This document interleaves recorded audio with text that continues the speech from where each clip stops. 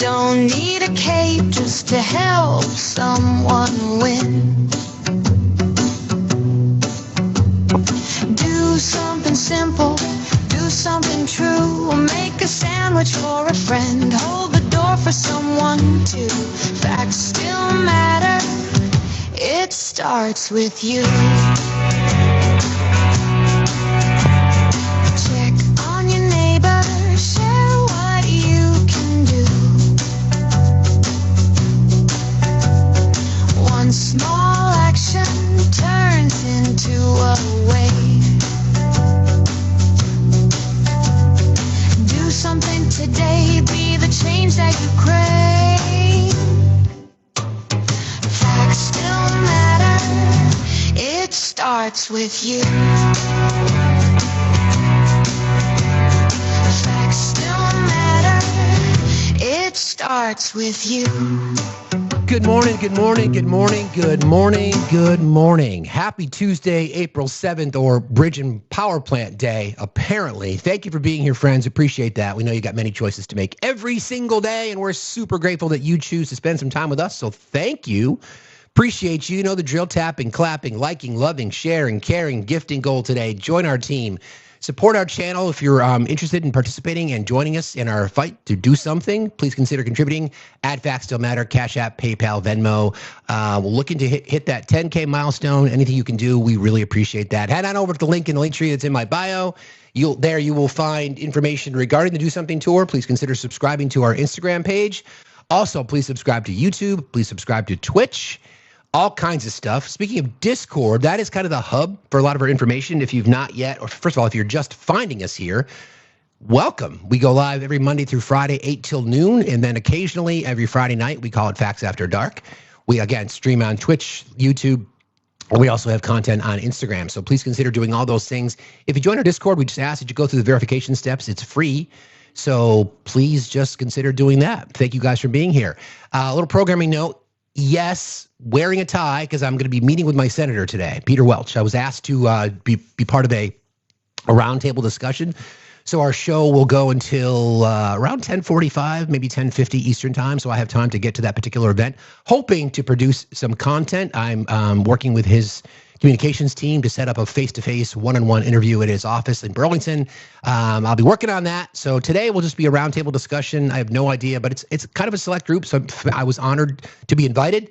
I've been bugging them, so maybe that's why I got the invite. But so again, the show will be ending just a little bit before, a little early today, around 10:45 Eastern time. So yeah, again, I used to wear suits like all the time. So I've got a closet full. So it's nice to bust out a tie once in a while, and it's like 15 degrees here, so I am forcing fucking spring to happen. So I'm so done. Actually, my daughter and I were just talking about this before she headed off to school today, and we looked ahead on the calendar, and it's not even supposed to break 60 until like the end of April. So whatever. Anyway, welcome, friends. Glad you're here. So we actually have to cover the press conference. I'm going to try to squeeze a whole bunch of content into just a couple hours today, because we have to discuss what is, we've covered the president, and we've covered statements that he's made, and we've covered interviews, and we've covered pressers before, but never in my life have I ever seen anything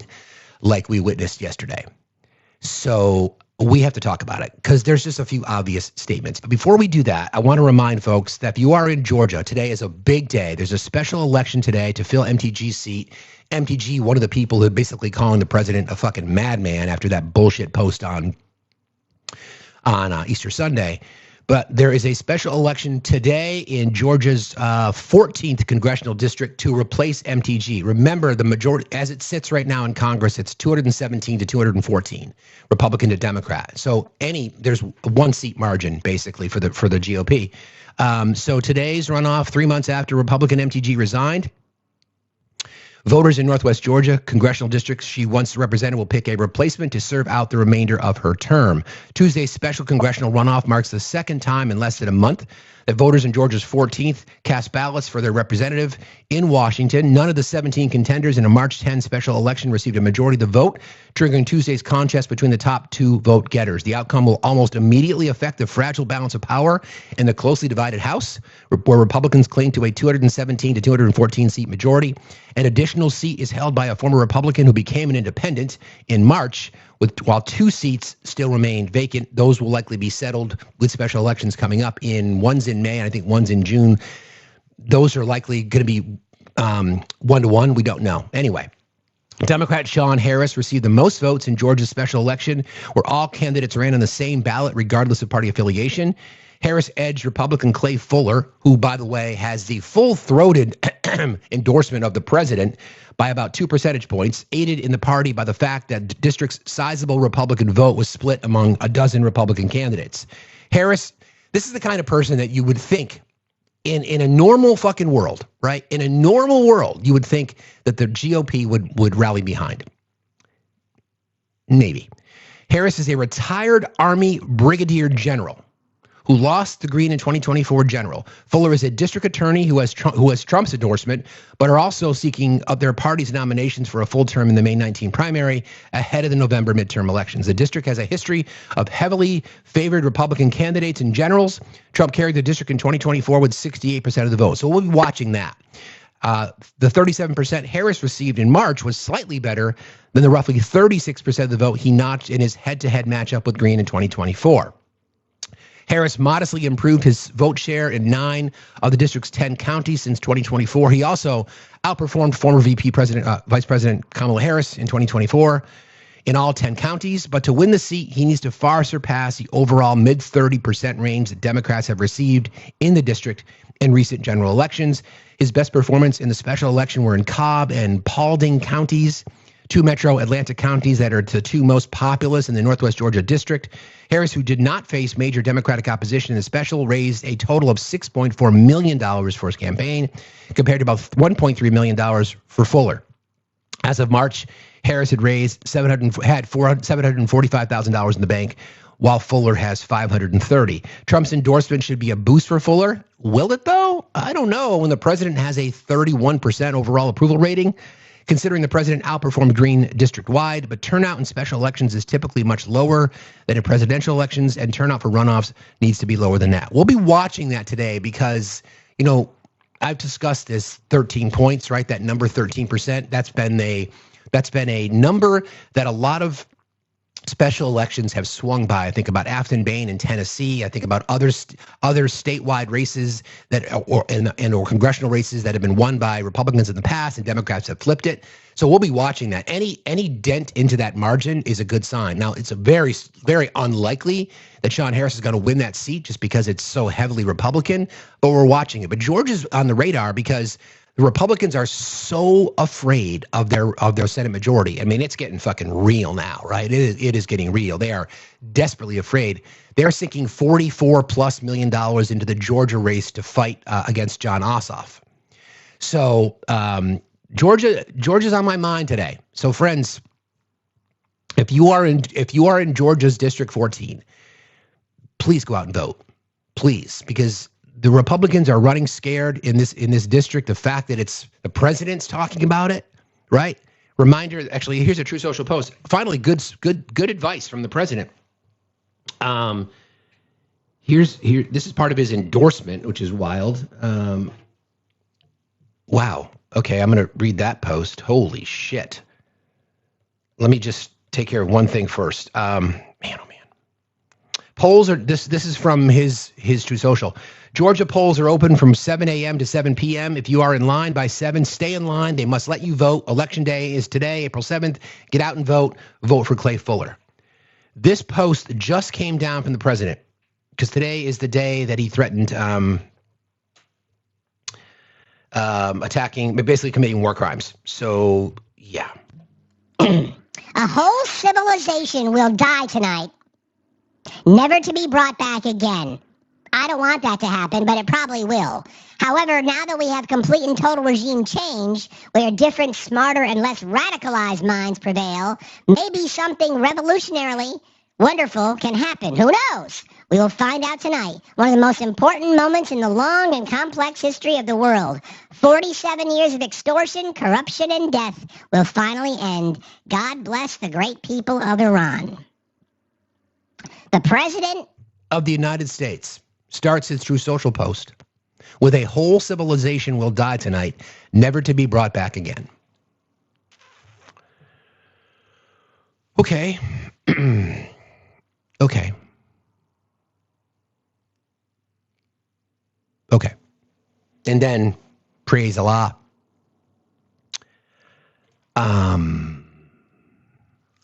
Yeah.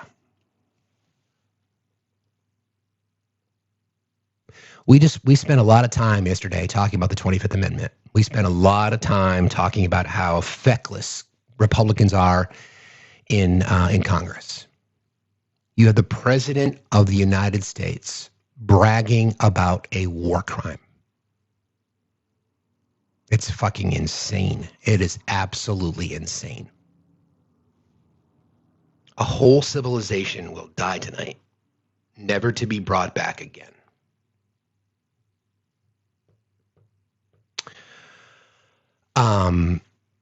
There's reporting from Straight Arrow News that as of this morning, Iran has rejected the ceasefire. Iran has rejected a 45-day ceasefire and holds its position as fighting continues. President Trump's deadline to strike key infrastructure now moves front and center.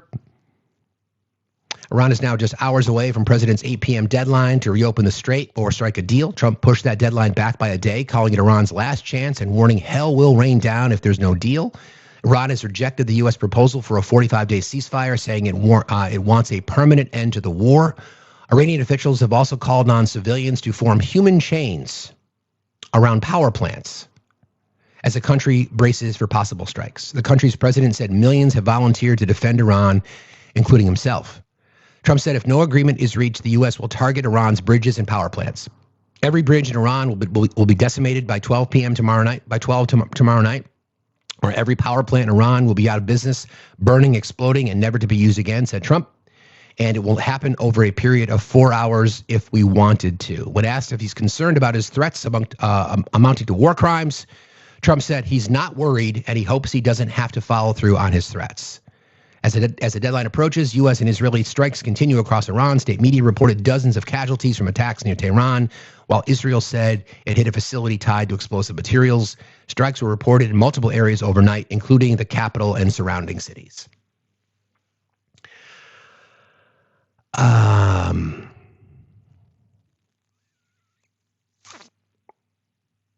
don't even know what to say, to be honest. We talk about this in terms of, Taco Trump. We talk about this in terms of, what's he going to do? Is it saber rattling? When you have this bloodthirsty, malignant narcissist, and you have the people connected to him, people like Pete Hegseth and Stephen Miller and others who are all just bloodthirsty, I think we should hope for the best, but expect the worst, as they say. And somebody just said this, and yet they apparently are the terrorists. The propaganda war continues, the lies from this administration. I don't know about that, Lynn. I don't know about that. I think I wouldn't be surprised if Israel used large explosive devices, although I don't know. I don't know. Gas prices sit at $4.19. The world is on fire, literally at the hands of a man-child, a malignant narcissist. There's a story that I want to report to you, too, that I think is just an example of this propaganda. So I don't know if you know this, but there's this picture that's been circulating. It's this photograph. This photograph was posted as this photograph allegedly was the photograph of the pilot who was rescued.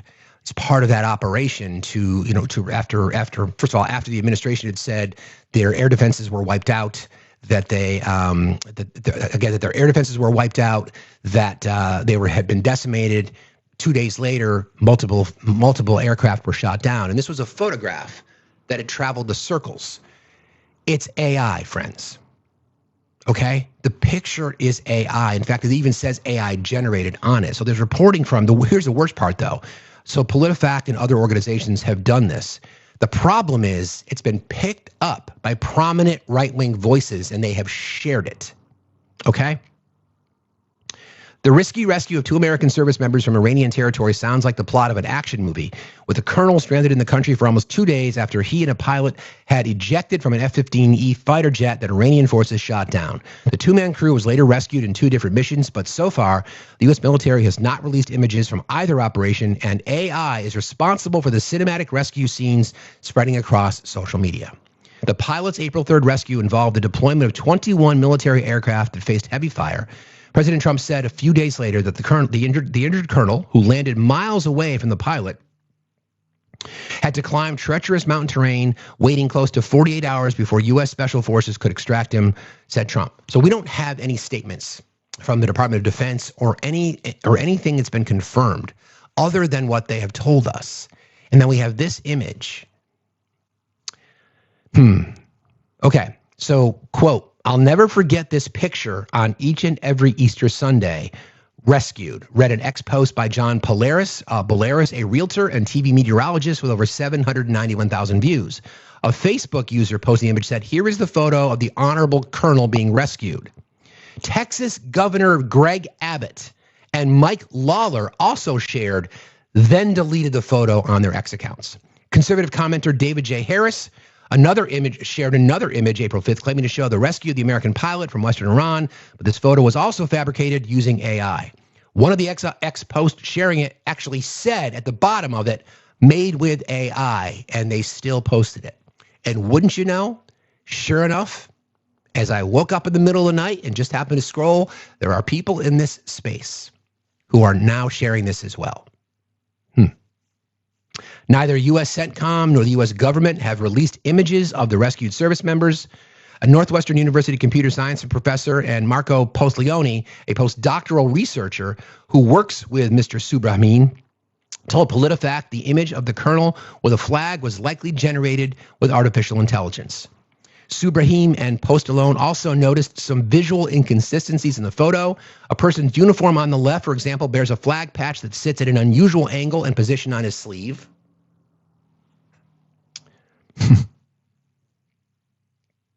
Standard military regulations specify that the flag should be worn on the right shoulder, centered, and typically a half-inch below the shoulder seam, they said.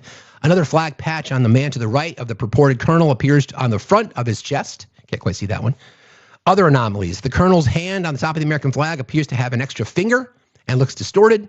The image is grainy and the background is blurred, as you can see. The stripes of the flag are not folding the way they would on a real flag. Hive moderation and AI detection tools said the picture was likely generated by GPT Image 1.5, OpenAI's image generation model. We ran the photo through Hive moderation as well. These programs are imperfect, but it concluded that it was 99.9% likely to contain AI-generated or deepfake content. It said this image was likely generated using AI image generator Stable Diffusion XL. Pants on fire from PolitiFact. I want to call that out specifically. I think it's really, as we talk about every single day, how we push back against propaganda, how we push back against disinformation and misinformation, all these kinds of things, right? Here is an example. Okay, this has spread like wildfire through right-wing spaces. Greg Abbott, the Texas governor, Mike Lawler, a Republican congressman, posted it on their X accounts and then took it down. Too late. The match is lit. MAGA, if you are in here, this is an AI-generated photo, okay? This is AI-generated. There are so many discrepancies and inconsistencies. This is AI-generated. If this photo is AI-generated, then isn't it, I'm going to say logical. Can't we then assume that perhaps the information is not exactly accurate? Here it is. What are we doing? It's not AI? That's the service member that was rescued? Eric, did you hear any? I know you're trolling, Eric, because no one could be that stupid. Why did Greg Abbott and Mike Lawler take the picture down then, Eric? Why does it say at the bottom of the photograph generated with AI? Why have everybody who specializes in this particular space all say the same thing, but you're apparently the expert, Eric? I'm gonna pin your comment so everybody can see how stupid you are, Eric. It's not AI. That's the service member that was rescued. Eric, you don't have to continue to debase yourself by believing every fucking lie that comes out of this administration. And why has the administration not posted a photo? This is just circulated. And you're going to believe it? Okay. Okay. That's wild to me. Crazy. Good morning, friend. Hi, Olive. How are you? I'm waking up. The thing that makes me more infuriated is the fact that they decided to be more mad on the Easter tweet talking about the last comment he made rather than the fact that this man openly admitted to commit war crimes. I know. And that statement this morning that I just read, a whole civilization will die tonight, never to be brought back again. Pete Hegseth compared the pilots to Jesus Christ. Did you catch that? Yeah, I've got sound. I'm going to play on it. Oh, that's right. And while I was talking, friends, I don't want you to worry. I don't want you to worry because the president is planning a conference and gala luncheon entitled Fight, Fight, Fight coming up at Mar-a-Lago at the end of April. So don't worry. I don't want you guys to worry. I don't want you to worry about the world on fire. I don't want you to worry about gas prices hitting $4.20. I don't want you to worry about inflation spiking above 3.5%. I don't want you to worry about a crumbling infrastructure. I don't want you to worry about people starving. I don't want you to worry about no health care because there's an event at Mar-a-Lago, MAGA, that none of you brain dead fucks are going to get invited to. Just nope. FYI. So don't worry. Well, and on top of that, Donald Trump yesterday on live television used the R slur twice. I know. I'm not gonna play that sound just because I don't want to have the live taken down. But he did. He used the R slur twice. Twice, and I did a video on it, and I don't like this time frame that we're in right now. But there are elections today, Steve. Did you know that? I just talked about Georgia. As a matter of fact, yes. We want to flip seats in Georgia. It's going to be a tough one. That's going to be a really, really tough one because that's a massively over-indexed red district, and the margins are huge. So I'm not expecting a win, Olive. I'm expecting a massive dent into that lead, though.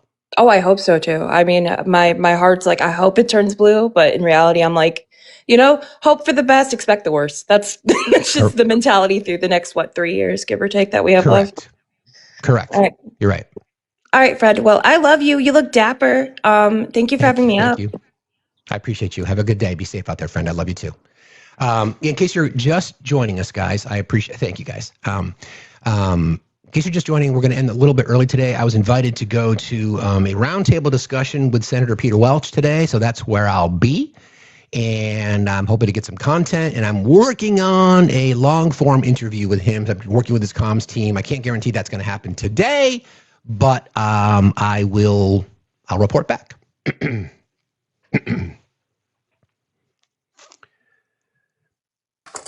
We've got more to cover too. Good morning, Sinjay. How are you? Good morning. I am okay. A little bit disturbed by all the news coming out from your country. Yeah. But thank you for having me up here. You look dapper. Thank you. So I was looking into how are people responding in here where I am, and no politicians have been out saying anything about this situation yet.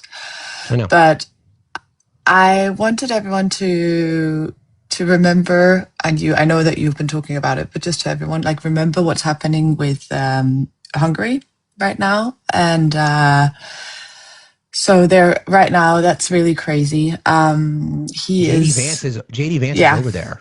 Yeah, so Viktor Orban is known for committing crimes against humanity. He's like a horrible, horrible person, and he's set to lose the presidential election. And he is a very good friend with Donald Trump. And He is indeed. yes, Not only friends, Sanjay, but Donald Trump is like has glazed him like significantly, basically idolizing him. See, this is the kind of leader we all should want. Full on dictator. Exactly. And the problem is that they are part of the EU. So we do kind of worry for that because we don't know how to get them out of the EU. But we have to look at like the way the money flows and the impact on the election right now, because it is very clear that because Orban is not getting the same traction and the same good polls that he normally gets, I think they will be very aggressive on trying to impact that election. So that was just like a little side thing to the rest of the world burning. I think it's very important that we remember to talk about that as well, especially in Europe, because it's the first European like country where we can really see that there can be an impact from Trump. Yeah, it seems like the model that Trump is using is similar to Viktor Orban's approach to governance, right? Exactly. It is. He is very much a disruptor. He has disrupted a lot of things in the EU. And we always have to look at, so Trump is creating alliances with people who are, or countries who are known to be not doing the Western way and not liking diplomacy. So so if something happens and he will have to flee the country, there is going to be a lot of places that he can hide. I know. And that's what he's building up. He's building up a community, and he's building up like a new alliance, which is really scary, honestly. Yeah, that's a good point. You know, they talk about this military bunker that they're building beneath the former East Wing in the White House. Have you heard about that? I haven't. No, I've only heard a lot about the ballroom, though. Yeah, well, the ballroom was stopped because he violated the law, because he was supposed to have Congress intervene, because the White House does not belong to him. And there's been reporting that they're building this massive bunker, excuse me, beneath the beneath where the East Wing used to be. There's already what they call the POC. I think it's called the POC, which is the Presidential Emergency Operations Center. That is underneath the White House. They've talked about that before, but now I guess they're expanding it. So is he going to be sequestered down there? Is he going to run to Hungary? Is he going to run to Russia? So I mean, I'm not a conspiracy theorist, but all these things, to your point, all these things, when you start to pull on little threads here and there, this is what you get. It is. And I think also, if you see JD Vance did a speech about the EU, I think you have to look into that as well. Okay, I will. Yeah. I think he did it. I think he's doing it right now, honestly. Or maybe he did it yesterday. I haven't read it up on it completely, but we will be talking about it on my live later today. So, okay. Yeah. Well, I think we will go to go through that. Thank you. And thank you so much for, well, you too. And I hope your meeting goes well, your round table. Thank you. Me too. I appreciate you jumping in today. I'll check in later. Thank you, Sanjay. Have a good day. Hey, friends, if you don't follow Sanjay, first of all, if you don't follow her, please do. She's become our Danish ambassador, I guess you could say. Her lives are great. She has, we always joke, because she and I have spoken off the app, and we joke about how when Americans come in, it immediately goes from like this calm sort of still water to like level 14, which is good. So I always think about that whenever I go in. Like, I don't want to be accused of being one of the volume raisers to level 14 whenever I join your lives, but thank you for. You're doing great. No, you're reading the space wonderfully, Steve. I appreciate that. Thank you so much, and have a great live. I appreciate you. Have a good day. Be safe out there. Bye bye. Thank you. Bye. Yeah. So I'm sorry, Sanjay. I didn't mean to. I hate when I cut people off like that, but. Yeah, so I mean, again, it's not normal, and the thing is that this is all about this saber rattling. It's all about this tough guy bullshit. It's all about this, just everybody expecting just the world to bend to the knee of a malignant narcissist, and it's scary. It's really scary. Busy, are you there? I might have timed out.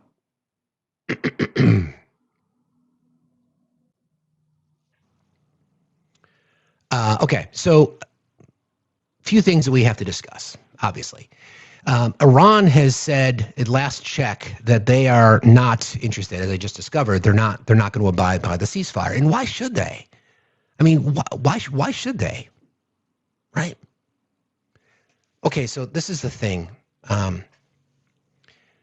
This is the thing, Adrian. This is how pathetic you are. Okay, this is how pathetic you are. I'm going to call you out because you're in here chirping every single day. A whole civilization will die tonight, and you're celebrating it. Here comes the boom. Have you ever thought for a moment before you type the nonsense that you share every single day of how pathetic it is when you say shit like that? Do you care at all?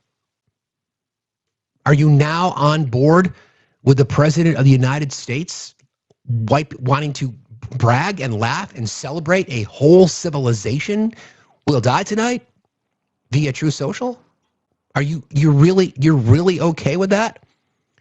Adrian, this is why we tell you all you're in a cult, because there's no way any rational thinking human being would ever celebrate something like that. And you know what, Adrian? I still want you to have health care. I really do. I still want you to have health care, mental health care in particular, so you can get that checked. It's crazy, man. It's not a flex. It's not the flex you think it is. Okay, so let's revisit that press conference yesterday. There's a few things that stood out. The first thing I want to play for you guys is a statement made by Caroline Leavitt. This was wild when I heard this one. I don't even know how to describe it other than full-on fucking fascism. Okay? This is Caroline Leavitt, and well, here you go. Statistic here on energy that I found fascinating, and it's obviously true because I'm saying it up here. It's obviously true because I'm saying it up here. Statistic here on energy that I found fascinating, and it's obviously true because I'm saying it up here. Red states with Republican legislatures currently enjoy lower average retail electricity prices than blue states with Democrat legislatures. One more time. Just have a quick statistic here on energy that I found fascinating, and it's obviously true because I'm saying it up here. Red states with Republican legislatures currently enjoy lower average retail electricity prices than blue states with Democrat legislatures. Do you see what they're desperately trying to do now, right? They're desperately trying to do anything and everything they can to flip the narrative. Never mind that national gas prices are up to $4.19. Where is the data? Hang on a second. I just want to make sure I get the number exactly right, because I don't want to be accused of spreading misinformation. Hang on one second. I will find it for you.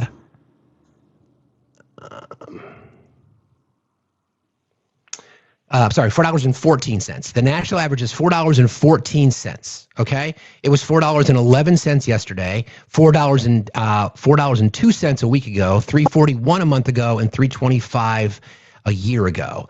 Diesel prices are now over $2 more than they were a year ago. $5.64 is on average. It was $3.62 a year ago. Diesel prices have gone up $2. And what Caroline Leavitt has attempted to do is say, oh, well, energy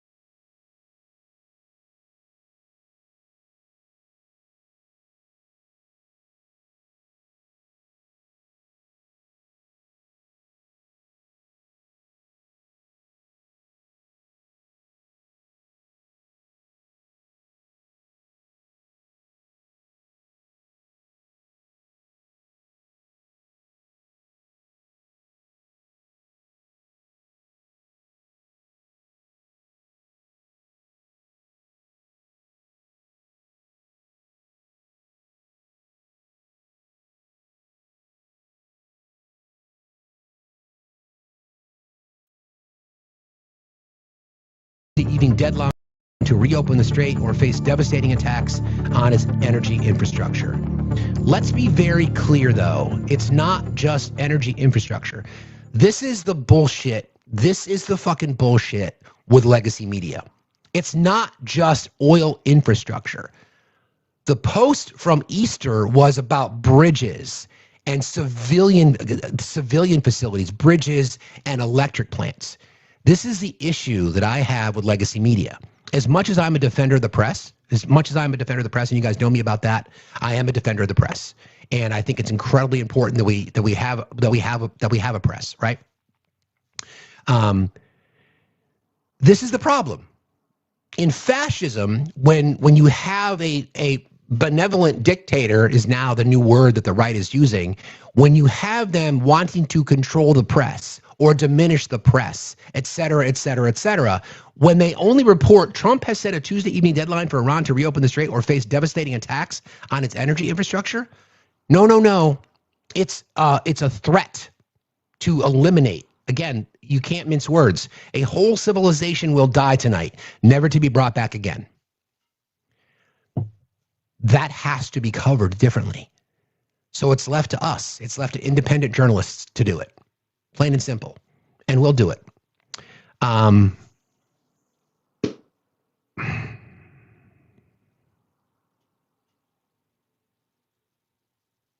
even know what to say. Okay, so let's go to some of the highlights from this presser. So I want to start with I already played the sound for you from Caroline Levitt saying, "Hey, if I'm saying it, then it's real," from the podium. So this I pulled some select quotes because I couldn't listen to the entire thing, but the ones that really stood out to me are this one, for example. Attacks on civilian infrastructure violate the Geneva Conventions and international law. Who you with? Okay, so the reporter says, "You're talking about the Geneva Convention here, sir. We went through the list yesterday." Just to level set real quick, okay? Just to level set. Here's the situation.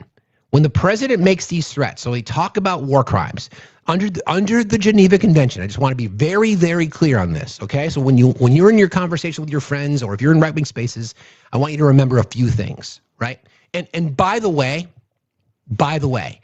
there is a creator on this app who's gained a lot of publicity, that she's become popular, and the right is so desperate to have a voice that they can count on that they think is above the board, is honest, is trustworthy.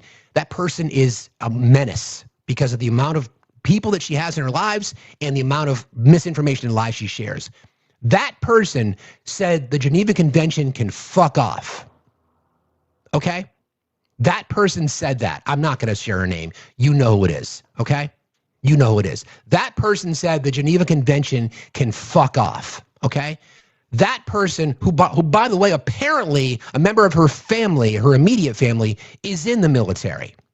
So shocker that if a member of the military would be captured, the Geneva Convention can fuck off, okay? That's who we're talking about, who again, her flock, all right? They all think that she's going to fuck them. Ain't going to fucking happen, okay? Ain't going to fucking happen. That shit makes me so fucking angry to listen to that fucking bullshit, because the Geneva Convention, there's distinction between military and civilian.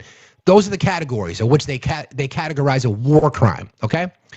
Civilians versus military targets, proportionality, civilian harm can't be excessive relative to military gain, and or military necessity. The target must provide a definite military advantage. Bridges are considered dual-use infrastructure. So when the president says bridges and electric facilities, this is prior to the statement that he made this morning about ending a civilization, okay? If a bridge is used to move troops, weapons, or supplies, it's potentially lawful. If destroying it offers a clear military advantage, it's potentially lawful. Likely unlawful, categorized as a war crime, again, under the Geneva Convention, of which certain people say it can just fuck all the way off. Okay, cool.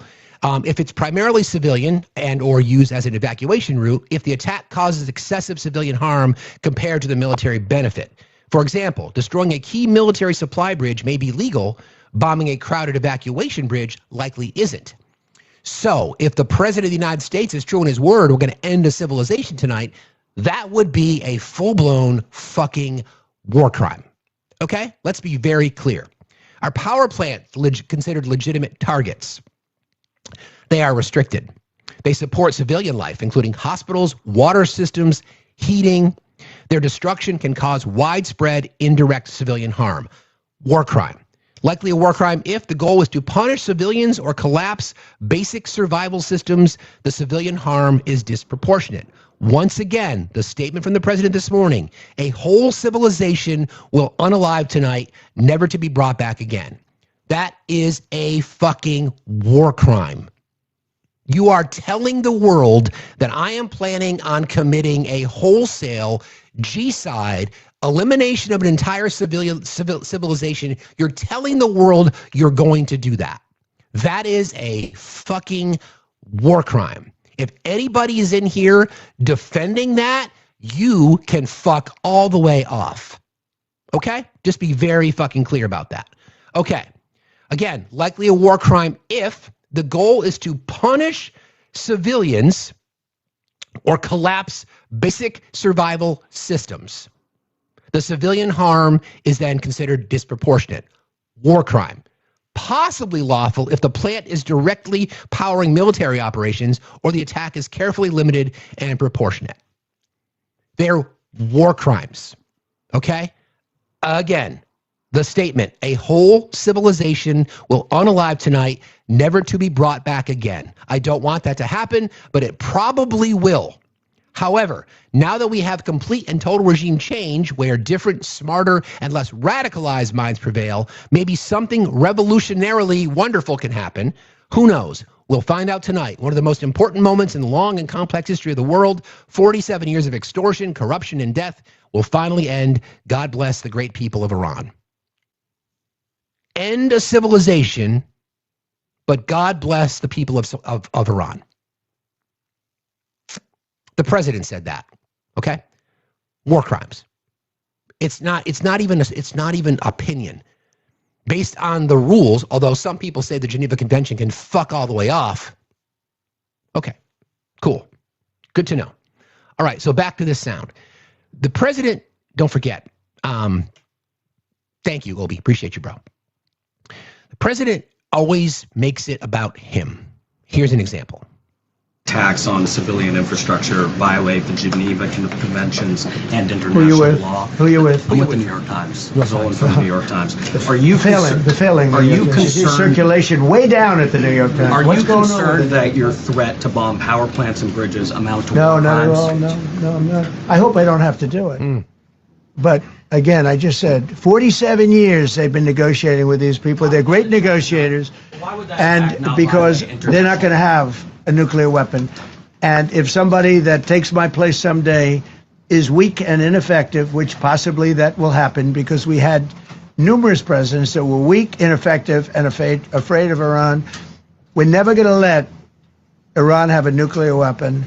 And if you think it's okay for people that are sick of mind, that are tough, smart, and sick, really sick, from a policy standpoint, from a standpoint, any which way you want to say, mentally, these are disturbed people. If you think I'm going to allow them, and powerful and rich, to have a nuclear weapon, you can tell your friends at the New York Times, not going to happen. It means violating international law. Quiet. You no longer have credibility at the New York Times. Because the New York Times said, oh, Trump won't win the election, and I won in a landslide. I won every swing state. New York Times said, oh, Trump won't win the election. New York Times has no credibility. The credibility they have is it used to be all the news that's fit to print. The old gray lady, it was great, but they're running on past fumes, and you can't keep doing that. You have to be able to give the correct news.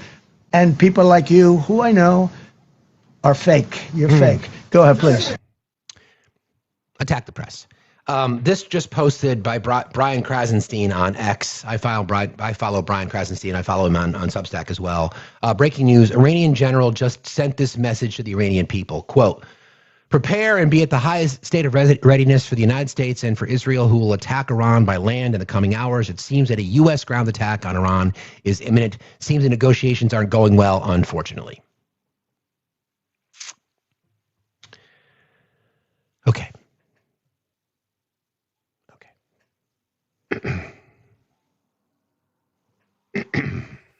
Good morning. Good morning. How are you today? Good, how are you? I just think it's funny. I was just not funny. That's the thing too, is there's no right word to describe how atrocious all of this is. I just saw his press conference regarding how he's going to learn Spanish to also be the president of Venezuela. And it's baffling to me that there's still people defending this, because it's been at this point, but it's far past the point of now like giving them like a sight word flashcard that says and telling them like, oh, what does this say? You say, oh, it's and. No, it doesn't. No, it doesn't.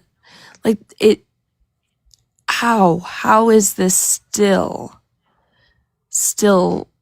something people support? He can't even say ideology. I know. And I'm not one to like judge people for how, but at this point it's like you said, just straight up war crimes being blasted. I don't know how else to describe it. They're full. No, there's no other way. Exactly. They're just and war that's crimes. what's baffling. Mm-hmm. There's no other way. But I just want to say good morning. Thank you for always doing what you're doing. I love the tie. Appreciate it. Love the fit.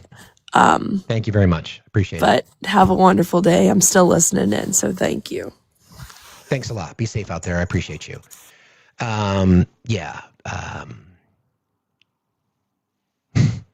For those of you who are just joining, have to end the show a little early today, around 10:45-ish, because I got invited to a roundtable with Senator Peter Welch. And I am not going to be shy, to be honest. So in case members of his team are watching now, the senator should be prepared for some non-softball questions, because I am going to let it fucking rip. No doubt about it.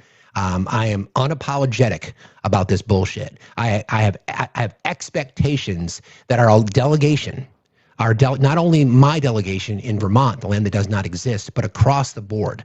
I am so fucking tired of this. I am so tired of it. So I may get escorted out.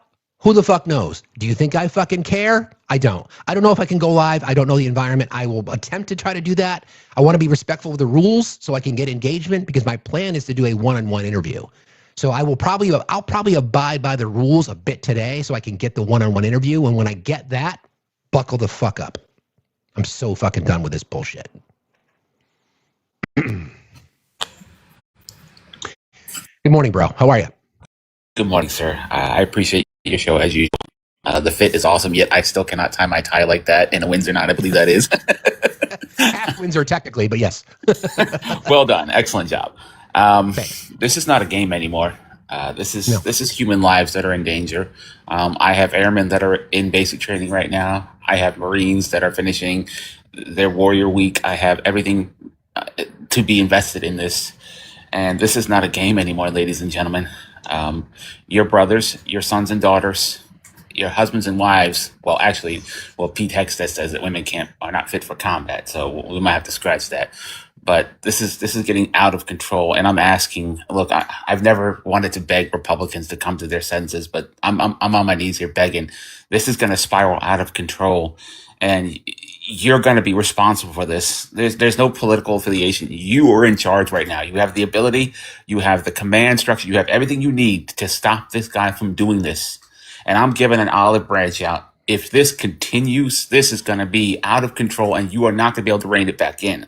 Not even if we get the Democratic administration. I don't know how we're going to fix this. You have destroyed our credibility with our allies. You have destroyed our credibility with anybody that wants to do business with us. Hell, even Canada says, we can go to hell. Canada, of all people, with the great dish poutine, has told the United States, well, we're not touching you. This is getting beyond control. As a retired military airman, I am scared out of my mind, and I'm not easily swayed.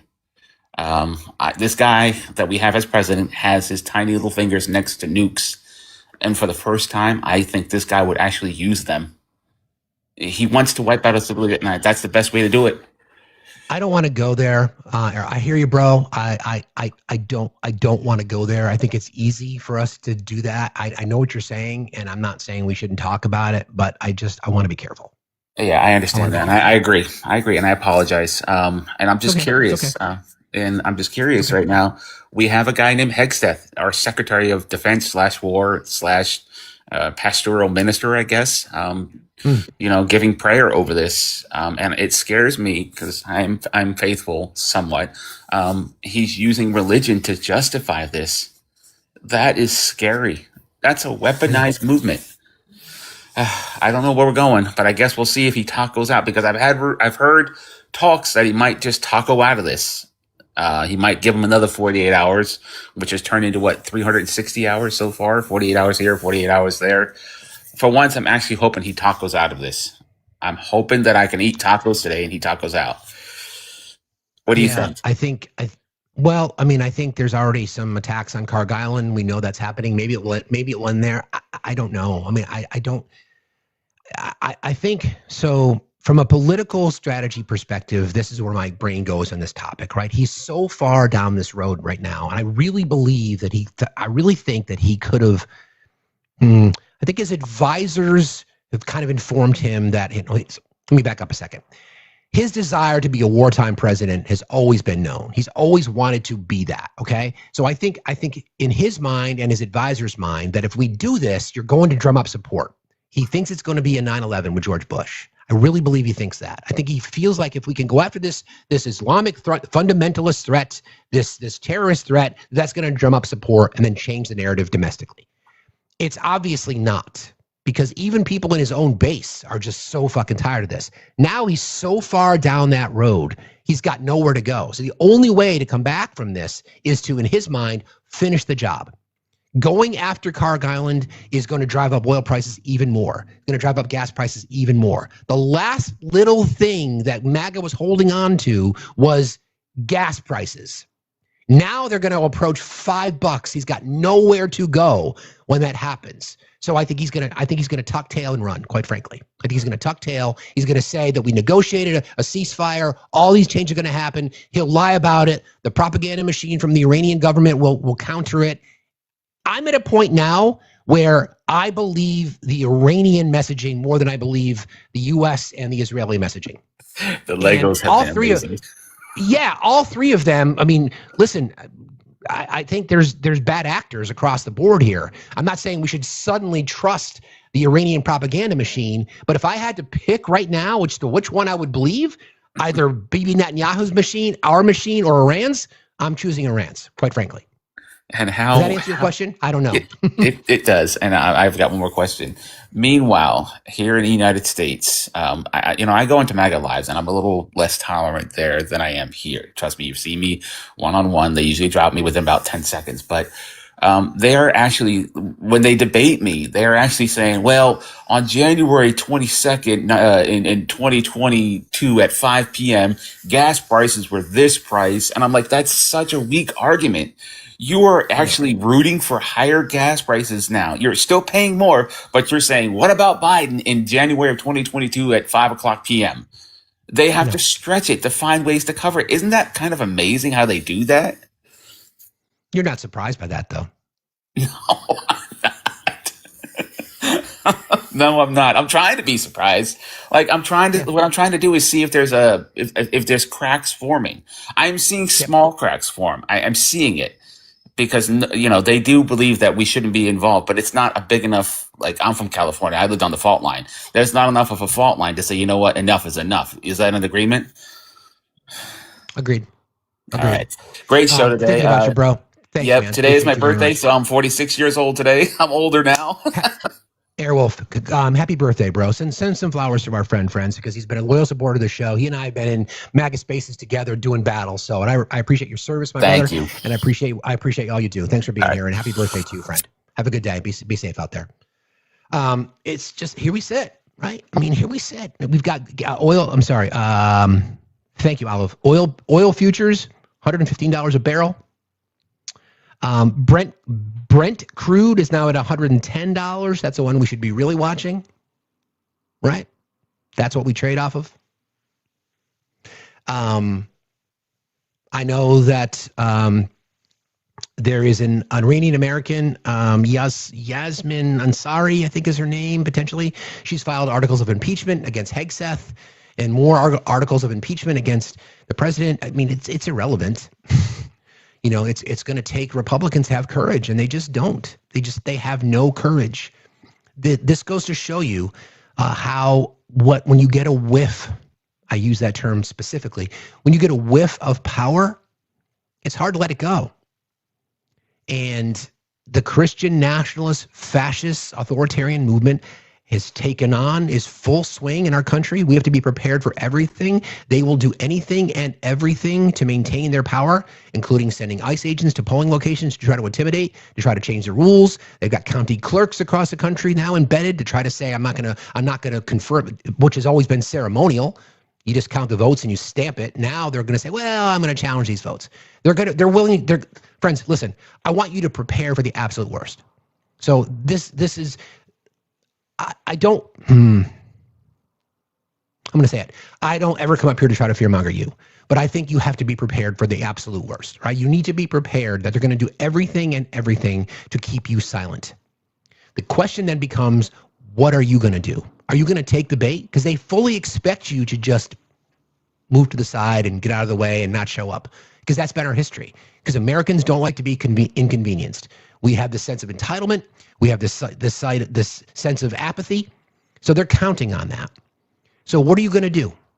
Are you prepared to counter those threats by voting, by showing up in your community, by demanding change? Is it going to come to violence? I don't know. I go back to the voices of Black women learning how we have to move differently through society. I don't even know if that's going to be enough anymore. But we've got a fucking madman, an absolute madman in the White House, an absolute madman. And yesterday, I was in a conversation, and I don't like it when I lose my temper.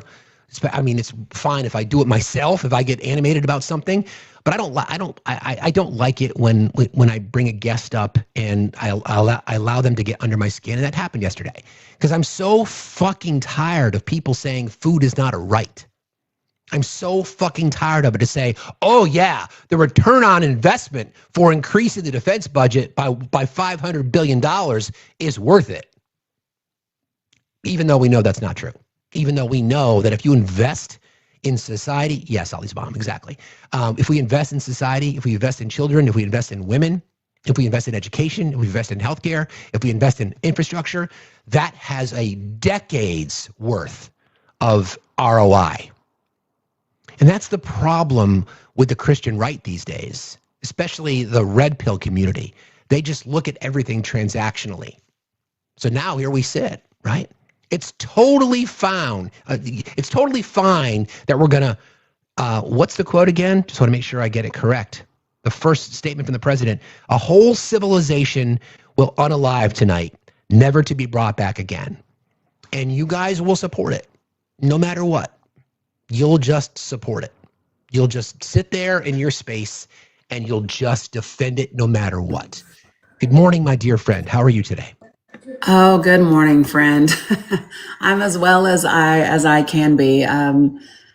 So you've touched on quite a few things this morning, and I just wanted to chime in. I've spent some time this morning talking to some other veterans, friends of mine that I served with, and one of them in particular who used to work in the Pentagon, and we were having conversations about the quote-unquote rescue mission that just recently occurred. And I'll share a few things that I think. So you know that we don't send like C-130s and 100 people to rescue down pilots. Like that's just not a thing. Correct. Yeah. So good morning, folks. Good to see you. So what people can expect is that was the result of a clusterfuck of an attempt to go after enriched uranium in Iran. Agreed. Right. Isfahan specifically, right? I Right. may not have pronounced that correctly, but I Yep. think that was the whole point. Yep. You got it. And you can best believe that that is the reason that Chief of Staff General George was removed, is because he said absolutely no, I'm not doing that shit. And then they attempted to do it, and it damn near cost people their lives, right? So yeah, that's that. So far as like dumbass Millie saying, fuck the Geneva Convention, tell her there's a thing called the War Crimes Act of 1996, right? That literally says, yeah, you can't fuck the Geneva Convention. It's like, it's not just the Geneva Convention, it's our own law. We actually say that it's not a good idea to kill civilians. Imagine that, right? Now, we would be better at that if we hadn't gotten rid of, and I don't know how many of your folks know this, but you know, when we said we were going to focus on lethality, Steve? Yes. So we had a department within the Department of Defense that was a Civilian Protection Center of Excellence. It was actually formed and ran by targeting specialists that used to be in the Air Force and in the Army. And in our effort to focus on lethality, we gutted that entire department. Their focus would have been, say, several months ago, would have been to make sure that all of our information, all of our targeting, all of those things, we would have made sure that, for example, that the school that was beside the military base was still part of the military base and not a little girl school, right? Correct. We don't have that ability anymore because we literally gutted that entire department. There is no one doing that work anymore. So, you know, I just don't want to hear people anymore that don't understand that this is, I think about this in so many ways, and my military brain keeps going. So in my mind, I think China and Russia want Iran to keep us in this effort for as long as possible to drain as much of our resources as we can. Hegseth has already blown through 25% of our tomahawks, and it takes 2 to 3 years to replace what we've already wasted, right? China purchases 90% of Iran's oil, so they're the only people that can tell Iran to open up the strait. At $3 million a pop too for those, right? Those tomahawks. Exactly. So it's literally Iran and China, and that's it, folks. There's nothing else. And I don't know what people don't understand about this. And I don't want to hear people talking about, oh, this is familiar, this is whatever. We're so great, we're so whatever. Folks, let me just tell you something. We have alienated all of our allies. They have literally cut us off from their airspace, right? They are not coming to our rescue. We have united our allies, but against us. We've pissed off the whole fucking world and then ran behind Bibi into something that we are woefully unprepared for. And we have a president that, by the way, has never been fit for office. Their just ability to keep him up and running, whatever they've been doing to keep him up and running, they're no longer able to do that. When you're sitting with children at an Easter egg roll and you talk about the war in Iran and Biden's auto pen, I need somebody to take your ass off somewhere. And they should never let him take his phone, take a microphone. He doesn't need to speak, because the thing that people don't understand is we go, oh my gosh, that's horrible. But I think about it from national security perspective.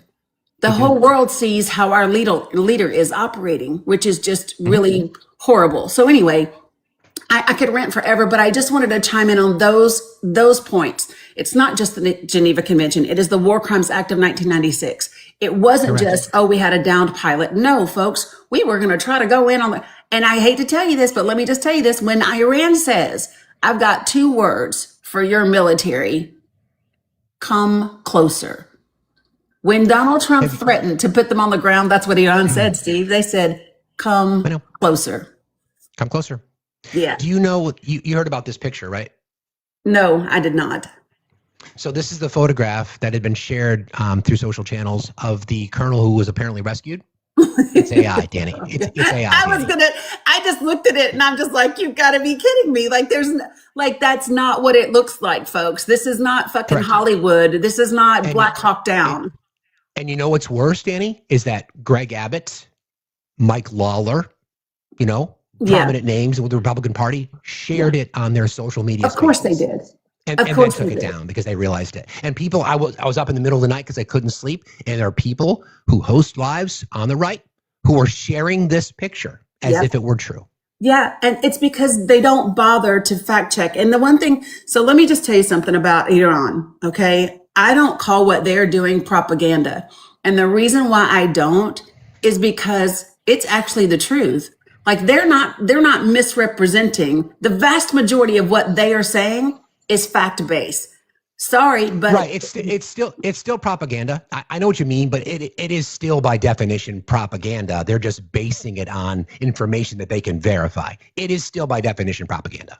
Yeah, here's what I will take their propaganda, because the propaganda that we do is based on nothing that's accurate and fantasy and lies. That part.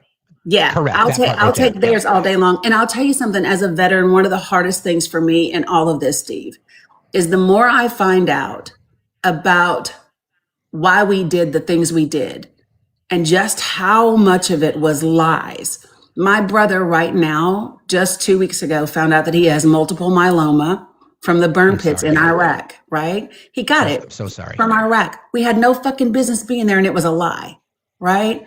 I lost my daddy at 30. He was 32 years old, my father was, after 2 tours in Vietnam, Steve. He died from lung cancer from Agent Orange.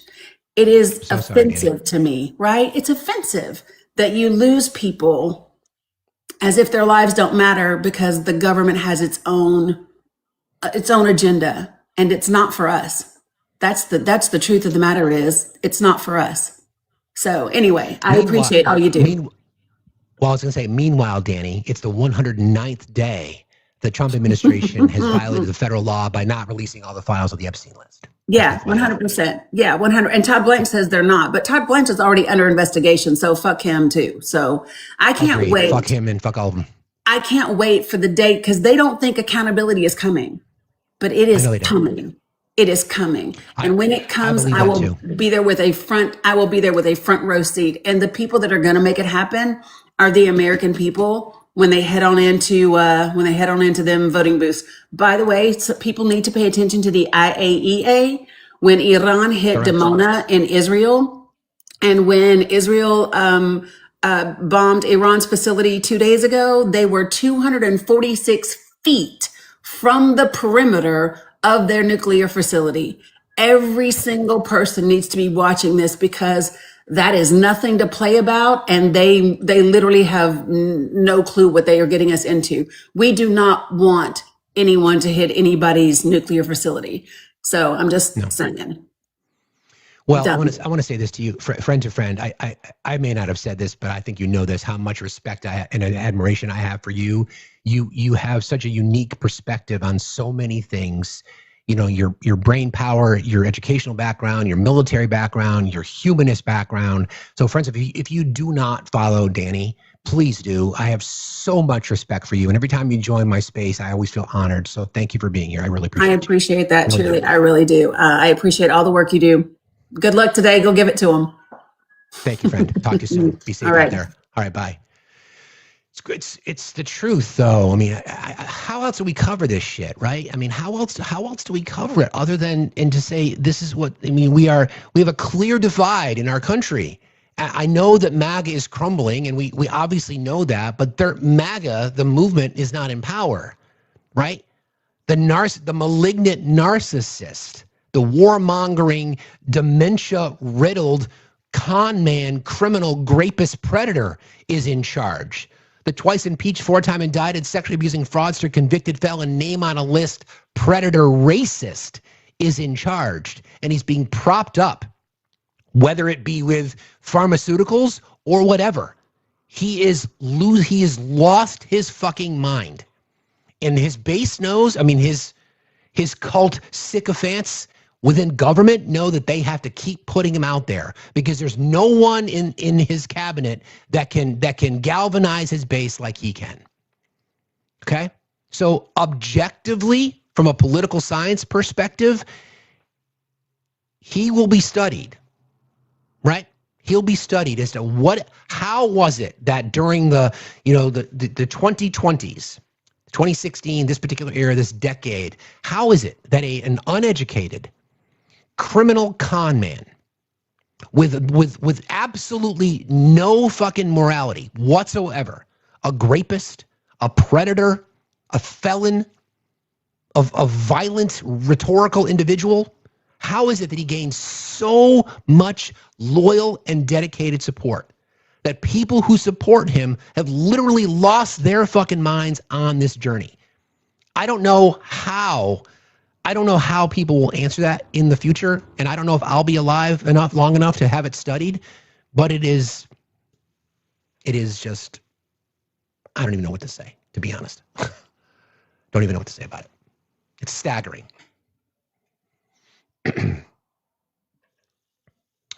Optimistic Pelican, how are you today? Good morning, Steve. I'm having a good day so far, man. How about you?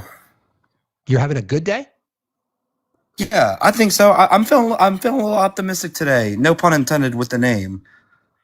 There's a specific optimistic about what? Well, no, that's a good question. I mean, I think it's just my nature. I mean, the message I wanted to spread today, Steve, was I wanted to encourage and hopefully inspire some of our older Gen Z, millennials, the younger Gen X.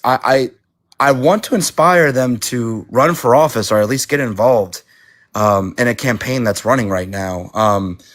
There's a path to victory for progressives across the United States. I'm from Louisiana. Last month, late February, we had Chastity Martinez win in a +20 Trump district. Right? There are progressives running across the United States that can use your skills, use your talent, right? And it could be anything, right? Are you good at graphic design, social media? Are you good over the phone? Can you phone bank? Can you speak with people? The path to victory is clear for progressives, right? Go speak with voters. Do research about what is affecting your district. I'll give you a really quick example. A few weeks ago, I was just scrolling on TikTok. I come across a video. He's sitting down in the airport, and he's talking about how he's about to meet his nephew for the first time, and he's saying, "Why is healthcare tied to jobs?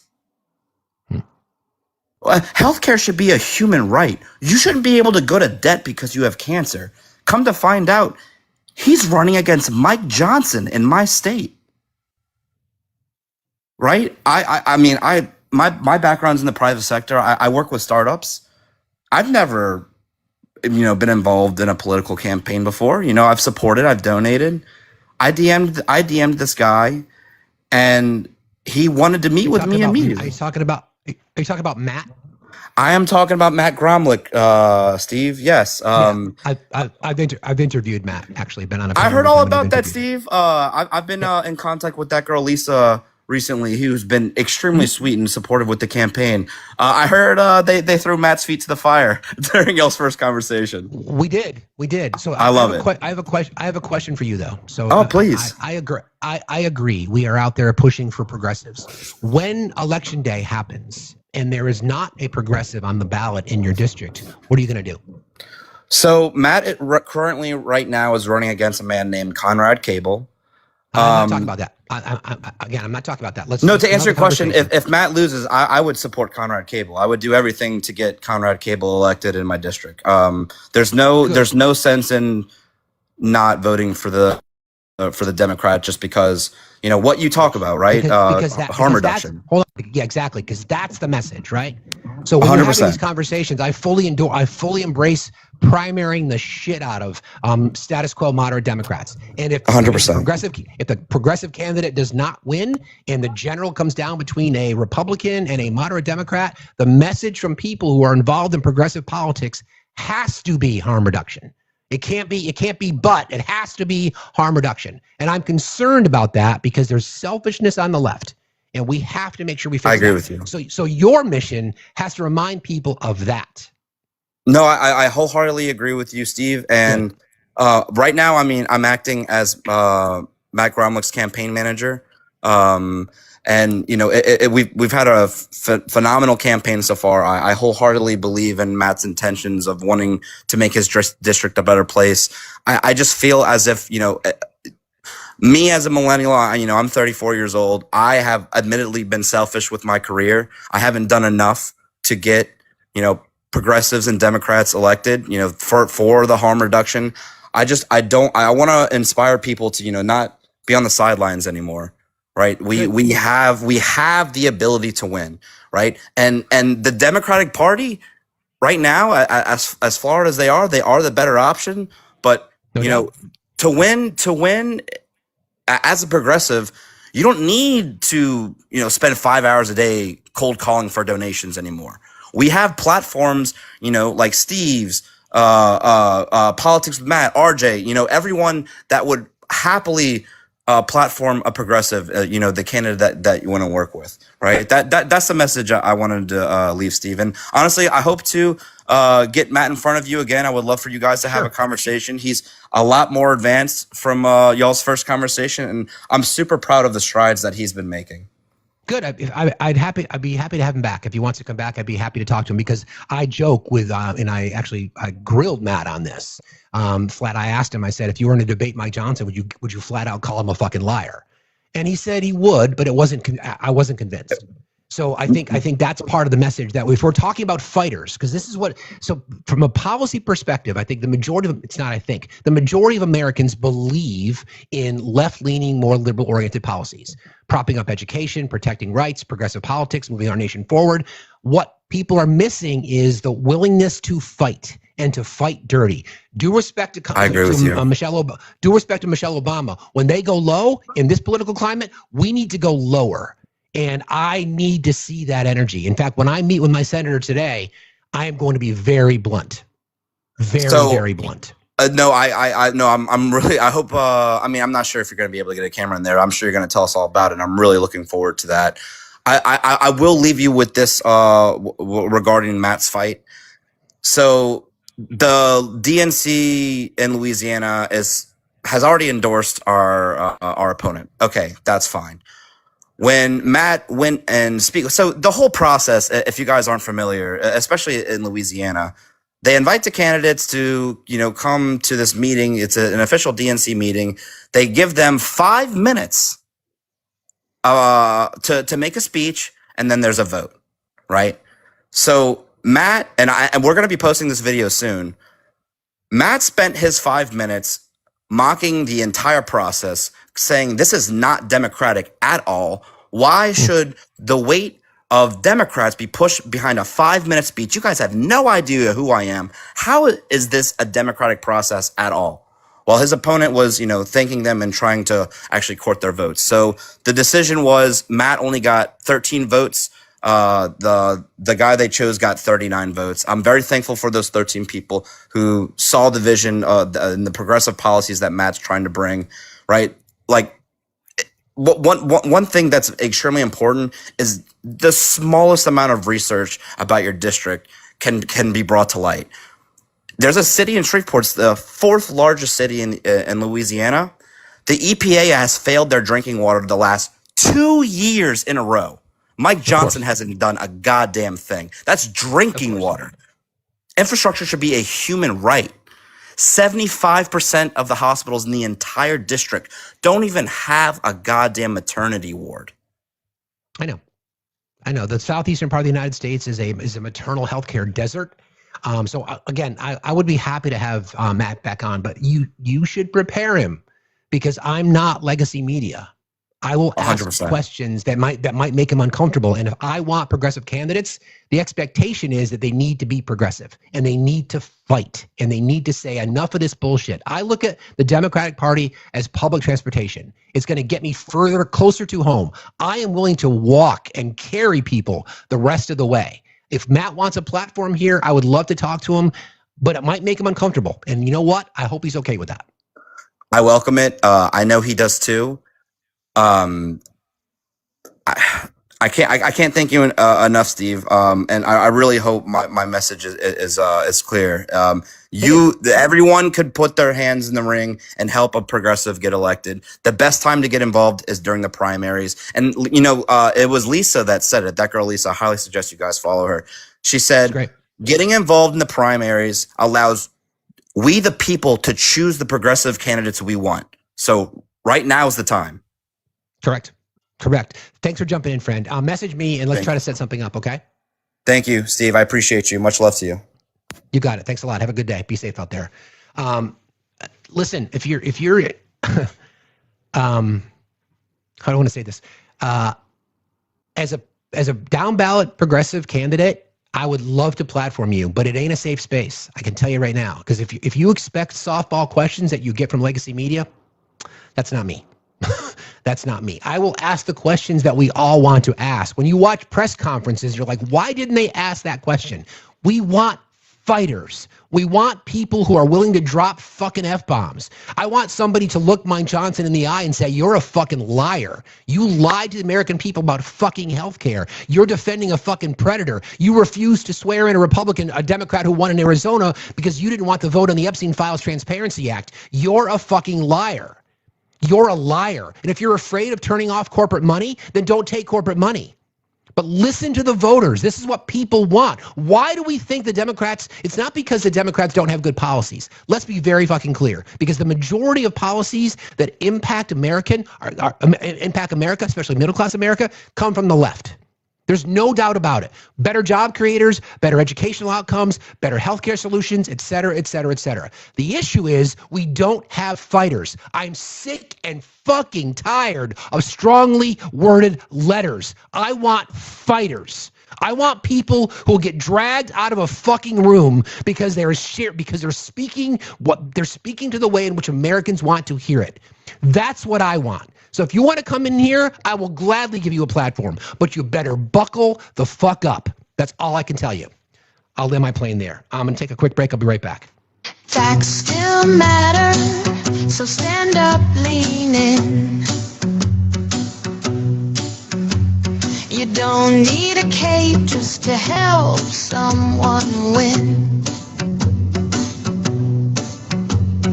Do something simple, do something true, or make a sandwich for a friend, hold the door for someone too. Facts still matter, it starts with you.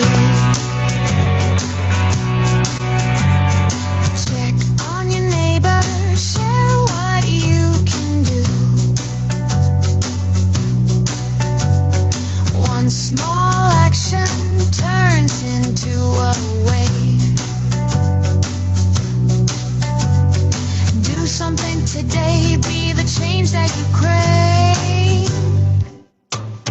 Facts still matter, it starts with you. Facts still matter, it starts with you.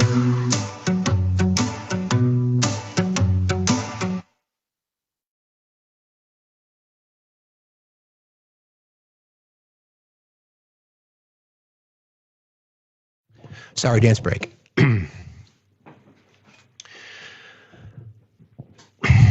I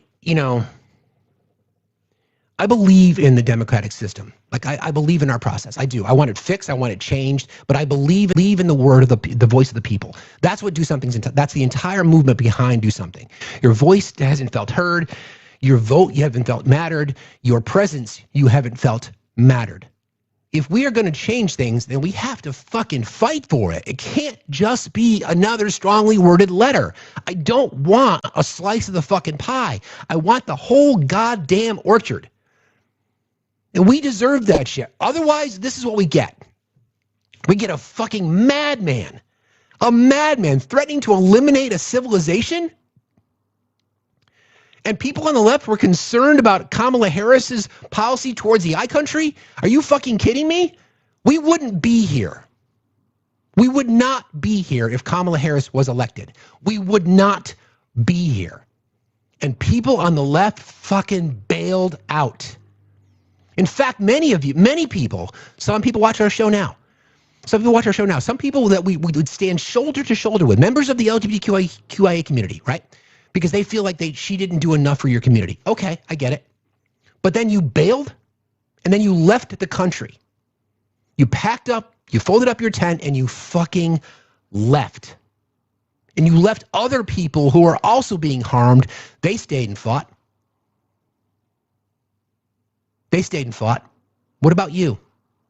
You're right. It would just be another Tuesday. That's exactly right. We'd be going about our business. We wouldn't have gas prices. We'd be realigning with our priorities when it comes to our allies. But no. So once again, if you're running for office, I would love to platform you. In fact, we've done numerous interviews with people. I want to talk to progressive. I'll talk to anybody, but it ain't a fucking safe space. It ain't a safe space. It's not. Again, we'll see how it goes. I'll play by the rules today. I promise I'll do that. I'll play by the rules today. But if I get the FaceTime, it ain't gonna be easy. Good morning, my dear friend. How are you today? I'm well. How are you? I'm good. Good. Okay. Hi, everybody. I hope everybody's doing well. I just wanted to say, first off, you fine, right? Thank you. Appreciate But it. okay, I just, you came up on this camera and I just like, what? Thank you. Hey, I don't mean to make you blush, but you're just a fine man. But okay. Thank you. Okay, now let me get back to seriousness. Okay. I wanted to piggyback off of Danny and her expertise about what the military and basically what's going on. And I just wanted to make it clear the danger that we are in, not to fearmonger or anything like that, but I just feel like we went from America being the morale in the world of us having the best military, top this, top that. And the fact that how Trump is using the military, it has dropped our morale internationally. And I feel like it makes us more vulnerable as a target, if that makes sense. I'm not in the military, none of that, but I did study economics. I know, we study strategy, we study, all of those type of things. And it's just like, it makes sense to me. If I was a country and I had my eye on America and I'm watching this, I'm using what I see as a weakness in America to take advantage of, maybe not now, but later. And I am just so afraid, as an American, to feel like we can't travel anywhere. It's just like before this, we were, internationally, we're always looked at a certain type of way internationally, even before Trump. But now that he's in office, I think the stigmatization of us and the danger of us traveling internationally has increased. And I don't want to veer off too much, but I just wanted to say that internationally, I think he has caused us to be more vulnerable. And I feel like it's a revenge plot. I also feel like this term of running was to keep himself out of jail, as well as, if I get in there, I'm going to get everything I couldn't get before. And that's what he's doing now. And I feel like those that voted for him was a part of the plot. They didn't know they were being played in the plot, but you were being played in the plot for your own demise. Not only for individual things or cultural or things like that, but just as a safety. Now we're all at risk of something happening, whether we can be reached or not. We don't know. We don't exactly know that we can't be reached. We assume we can't be reached, but we do not know that we cannot be reached. You know what I'm saying? There's nothing on paper that's saying that we know exactly what our now enemies have, that they can't reach us. Every time we say that on TV, we're speaking hypothetically. We're speaking for what we know in the past. We don't know what these people have been doing to defend themselves all these 47 years. So I just assume, that's just where I'm at. I just feel like, and I also want to piggyback off of speaking on Miss Harris as well. There is no other candidate I would want to clean up this shit other than her. That's a great point. That's a fabulous point. And you're right. I think you probably know me well enough to know by now that I'm always a glass half full kind of person. I always have been. And I think if there's anything that had come from this, we can see how fragile our existence is. I'm preaching to the choir. I'm preaching to the choir. You know this. I'm not, again, please don't. No, I'm not taking it that way. No, go ahead. No, not at all. So the fragility, so white men in particular, white America has never seen this before. Correct. So I'm hoping that white America will see how fragile our system is. Correct. How fragile our rights are. Correct. How fragile our liberties are. Correct. How we've got gaps in our system, because any functioning democracy requires people who are ethical. Requires people to follow the rules, and we don't have that. And because white America has never been impacted like this before, my hope, and I may be delusional, but that's my hope. That's what fuels me. My hope is that there'll be a reckoning and there'll be a wake up. I hope. I think that there will be a reckoning of some sort, because now everyone's safety is at risk. But it's going to take a long time. Like you said, it may not be in your lifetime. It may not be in my lifetime, but it will be in our lineage's lifetime. And that's something that I can say I'm grateful for, if that makes sense. Now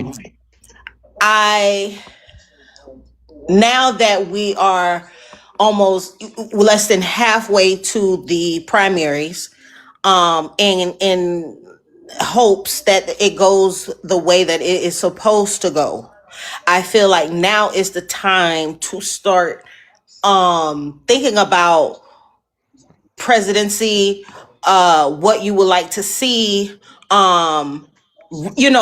This is the time to get more deep, even into those candidates that you think are going to run or that you don't think are going to run, because we have to think about somebody who's going to clean this up, who's going to get the relationships back together. And I feel like it has to be someone who's already been there, sat at those tables and had these discussions before.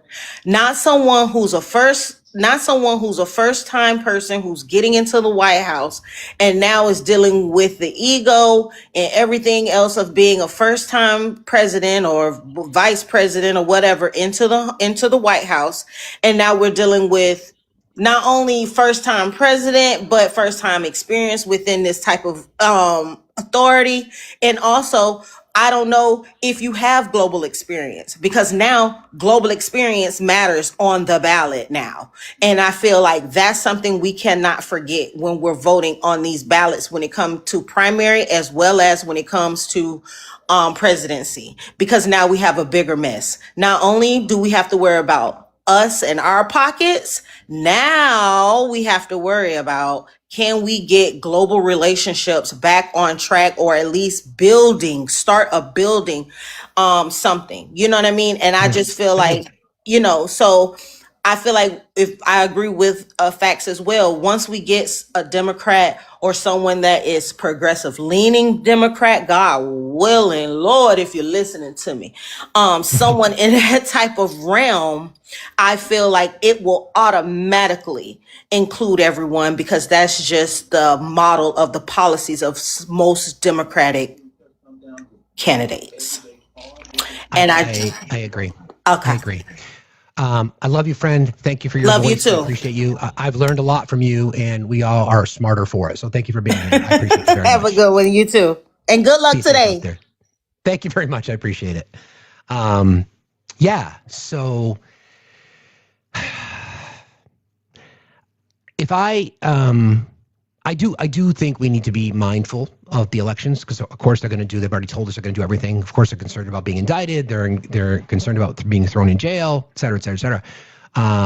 I couldn't come up here every single day. I couldn't be talking about the Do Something tour. I couldn't be talking about going on the road, talking to voters and talking to non-voters, talking to people who are not participating in democracy. For those of you that are just joining, I'm doing this thing this fall. Actually, it's already started with the No Kings rally in New York. I'm going to Northern California, likely in May, for an event out there.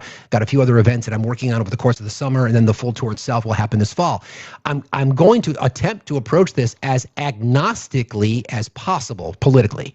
I don't want to go out there and just try to convince people to vote for a progressive. Obviously, I'd like them to. The conversations, though, are going to be about, what is it that matters to you? Steve's dressed up because Steve's going to meet his senator today. Anyway, what is it that's important to you? Are you tired of corporations ripping you off? Are you tired of tax breaks going to the richest among us while we all suffer? Are you tired of losing your job for no reason other than your company's not willing to pay you more, et cetera, et cetera, et cetera, et cetera? If that's the argument, then that's a winning argument from my perspective. That's a winning argument. So I want people to understand what it is that we're all fighting for. Okay? That's what I'm talking about. That's what I'm talking about. What are we all willing to fight for? And I'm willing to fight for people that I don't know, and that's the whole point. Sorry, distracted. That's my point. I'm willing to fight for people who don't necessarily have the opportunity to fight for themselves. As a cis, white, hetero, the only box I don't check is Christian. I have a platform. I have privilege. I have the opportunity to do this every single day, and it's not lost on me. That's the argument. So when I know people like to say, hey, I like the spicy Steve. Well, that's part of my personality because I'm fucking passionate about this shit. It doesn't have to be like this. Sure, we'll cover the news. We're going to obviously watch what happened. We don't know what the fuck's going to happen tonight. We have no idea. But there will be a tomorrow, and we've got to decide where and how we're willing to fight. I go back to recovering, and I go back to other people that I've spoken to, especially the black women. I think about Nichelle, and I think about Covey, and I think about other and Erica and other black women who joined our panel, and I reference them a lot because I have learned so much from them. I think about this all the time. I think about our black brothers and sisters and throughout history as they're fighting for their right to exist, knowing full well they're either going to be jailed, they're either going to be beaten, or they're going to be unalived. And they still showed up every fucking day to protect our rights. To protect our rights. What have we done, we as white America? What have we done in return? Not a goddamn thing. So if we can't learn from that as to how we navigate through society, then all hope is lost. That's kind of what the Do Something Tour is about. These are the things, if these things don't matter to you, first of all, why? And if they do matter, hopefully, then what are you willing to do to change it? You might have grown up in a conservative community, but are conservative politics helping you? Are they? Do you just vote along party lines just because you've been told to? And a lot of people do. This has been studied. There's generational voters, much like there are all kinds of things. There are generational voters. There are generational attitudes towards things, right? There are generational arguments that exist. And again, I'm always going to see the glass half full. I think what the era of Trump has done, it's divided families. Think about this. We've referenced the Necessary Conversation podcast, and I'm still trying to get on that show. The question that I would ask mom and dad is that look at your kids. Look at your children, okay? You have chosen to support Donald Trump over your fucking kids. Over your kids. That's what you've chosen to do. You made that choice. They didn't. They haven't changed. You have. And the lessons that we have to fucking learn as white America, we're just unwilling to learn it. Maybe now is the time. Maybe now's the time. I have learned so much from marginalized communities as I've unpacked my own privilege. I think I'm pretty evolved, but I've got so much work to do. Little things that show up here and there. Little microaggressions that I didn't even think exist. I still exist in the patriarchy. I'm still advantaged by the patriarchy. Case in point, 2,000 people in our live every fucking day. I'm advantaged by it. And we have a madman in office because white America put him there. We have no one to blame but ourselves. White men. It is all men until it is no man. That is how it fucking works. And for people who don't understand what that means, you need to unpack that shit. You need to unpack it.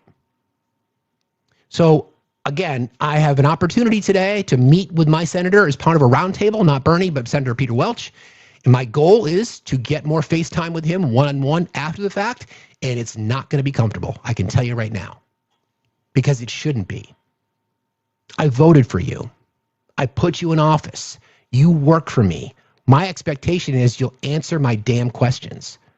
I am not going to be status quo. I'm not going to just be, well, tell me about what's the day in the life? Fuck that shit. Why the fuck are you not fighting for universal health care? Why the fuck are you not demanding articles of impeachment today? Why are you not abiding by them? Why are you not filing them? Why are you not saying we no longer want Chuck Schumer as the Senate Majority Leader? Shit like that. Little fucking things. Little things. Those are the easy questions. Those are the easy questions. That I can tell you right now, I know this from being involved in politics, from being involved in messaging, from being involved in strategy. That's what Democratic voters and actually liberal-leaning America and just America in general just want fighters. That's all they want. They just want people to say, listen, I'm willing to fight for you. I don't care if I win. I don't care if I get elected. I'm just going to fight. I'm going to make sure your voice is fucking heard. That's what I want to do. That's what Do Something's about, and I hope that people will join us. If you want to contribute, let me actually thank a few people because I saw a couple donations come through. Just want to make sure that we're Aviator, thank you so much for your 50 on the Blue app. Thank you so much.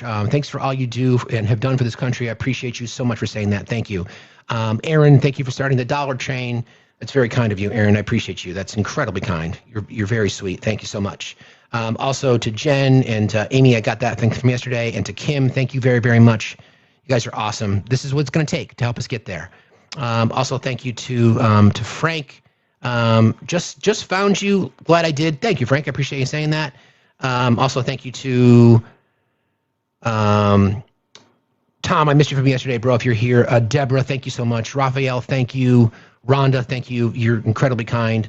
Also, thank you to. I'll update the counter before I leave today. Thank you to.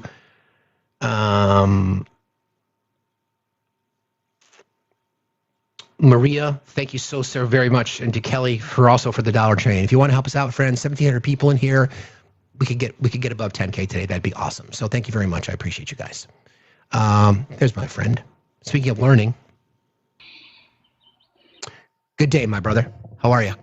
Good. How are you, man? I really appreciate what you said. I came in right as you were talking about listening to Black women and talking about Black women content creators. I really appreciate that. And, you know, I know we all saw the post that Donald Trump put today about the whole, you know, civilization dying or whatever he said.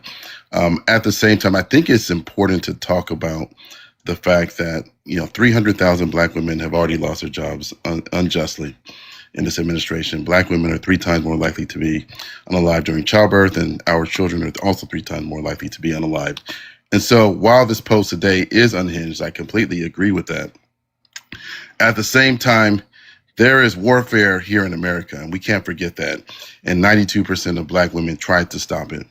And they were ignored, they were belittled, they were told that they didn't count, they were told that, you know, we don't need to listen to you, right?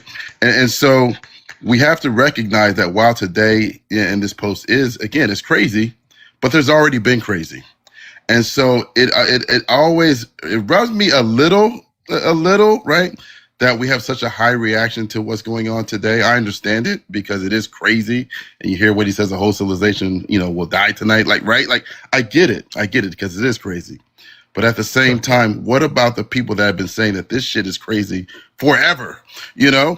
And we can't lose sight of that. And I think that the problem is we have not, and we still need to do a much better job of normalizing leadership from Black women and women of color. We just haven't done a good job of that. And if we had done a better job of that, right, we wouldn't be in this position. And so what I hope, and which you do a great job of, man, you do a great job of talking about specific Black content creators that we need to all listen to, specific Black women that we need to all elevate. And I love it, man. And I just hope we can continue to do it more. I appreciate you saying that. I consider you a friend in this space. I've learned a lot from you, and you've been very generous with your time and allowing me on your panel. And you're absolutely right. I mean, the warning signs were there. I mean, Kamala told us, and you're right about how we abandoned the message. And I think you know me well enough to know that I am an optimist to the point where it kind of bothers people. my mother used to always call me Pollyanna because I'll try to find the silver lining in just about anything, and I think that's true. And my only hope is that maybe this was the moment. I know we're always looking for something. Was this the moment? Was that the moment? Was this the moment? Maybe this is the moment. I hold out hope for that shit. Maybe I'm naive with that part in that regard, Smitty. But if we had just listened, it's not like we had to. It's not like a stretch to say, were they right? No, they were absolutely fucking right. When I'm talking about black women, they were absolutely fucking right. Absolutely right. And I just hope that white America can finally learn. It doesn't take a lot. It doesn't take all of white America. It doesn't take all. It only takes 5 or 10%. That's it. Absolutely. That's it. Absolutely. No, and I think that I'm glad what you said about being optimist, because I would say that about black women as well. I think black women have historically been optimists, because you have to be that way in order to keep fighting. It's like, why else would you if you don't have the hope that this is going to get better? And that's another thing that we need to normalize, right? There are too many people that criticize black women, that throw these, misogynistic and misogynoir tropes around black women being angry. No, black women are loving. Why wouldn't you be disappointed and frustrated if you're constantly not listened to? But the reason why black women continue to show up is because of love. And that is the main reason why they time after time after time answer the bell. And so that's another thing that frustrates me, right? Is that we don't normalize why that message is coming from that specific group of people. And again, you also want to highlight women of color and women overall. But again, the idea of normalizing leadership, we have failed. All of the rest of us, right? We have failed when it comes to normalizing the leadership of black women. But I agree with you. I think that being optimistic is good. We must continue to remain the course and keep pushing, man. Thank you, bro. I appreciate the work with you. If you don't follow Smitty, please do. He's usually on like after I am, and we raid you often. Are you on today too? Again, brother, I know you were on last night for a while. Yeah, no, I appreciate you, man. I'll drop. Thank you so much, man, for always having me and creating space. And I love the Facts raids, and I love all of your folks that come over. So I appreciate you. Thank you, my friend. Have a good day. Be safe out there. You too. He's right. I mean, it's not a big ask, right? It's not a big ask. Are we going to listen? If we had listened 10 years ago, we would not be in this situation. We wouldn't, right? We don't need MAGA. Don't need them. We just don't need them. It's a small number. We don't need them. But here's the thing. This is what they don't realize. I know I can't expect them to put their racism and their bigotry aside. I know that. I understand that. But their lives would be better. Their lives would be better. Because if we centered our society around children and women, their lives would be better. Period. I read to you about the thing I wrote yesterday about empowering women, right? And I'm probably going to do a video with that because I think it's pretty good, quite frankly, and I think it resonates. Their lives would be better because right now their lives aren't better, and they're to blame. They're to blame. But we can fight the fight, and we will fight the fight, and we're here, and we're doing it, and we'll be loud, and we'll be obnoxious, and we'll be arrogant because I'd like to see a little bit of that. Not entitled, but arrogant. And can't do it by ourselves. We need more people. So the more we have in the fight, the better. Everybody keep tapping, please. Appreciate you all. We're going till 10:45 today. Good morning, Renee. How are you? Good morning, Steve. I'm not doing good. So, I just wanted to come up here and say, again, thank you for all that you do. And when people say all white people are the same, I say no. There are people out there that are fighting to make change and to bring racism to the forefront, and particularly, making that awareness, making that aware to white people, because we as people of color, we already know this. So I just want to say thank you.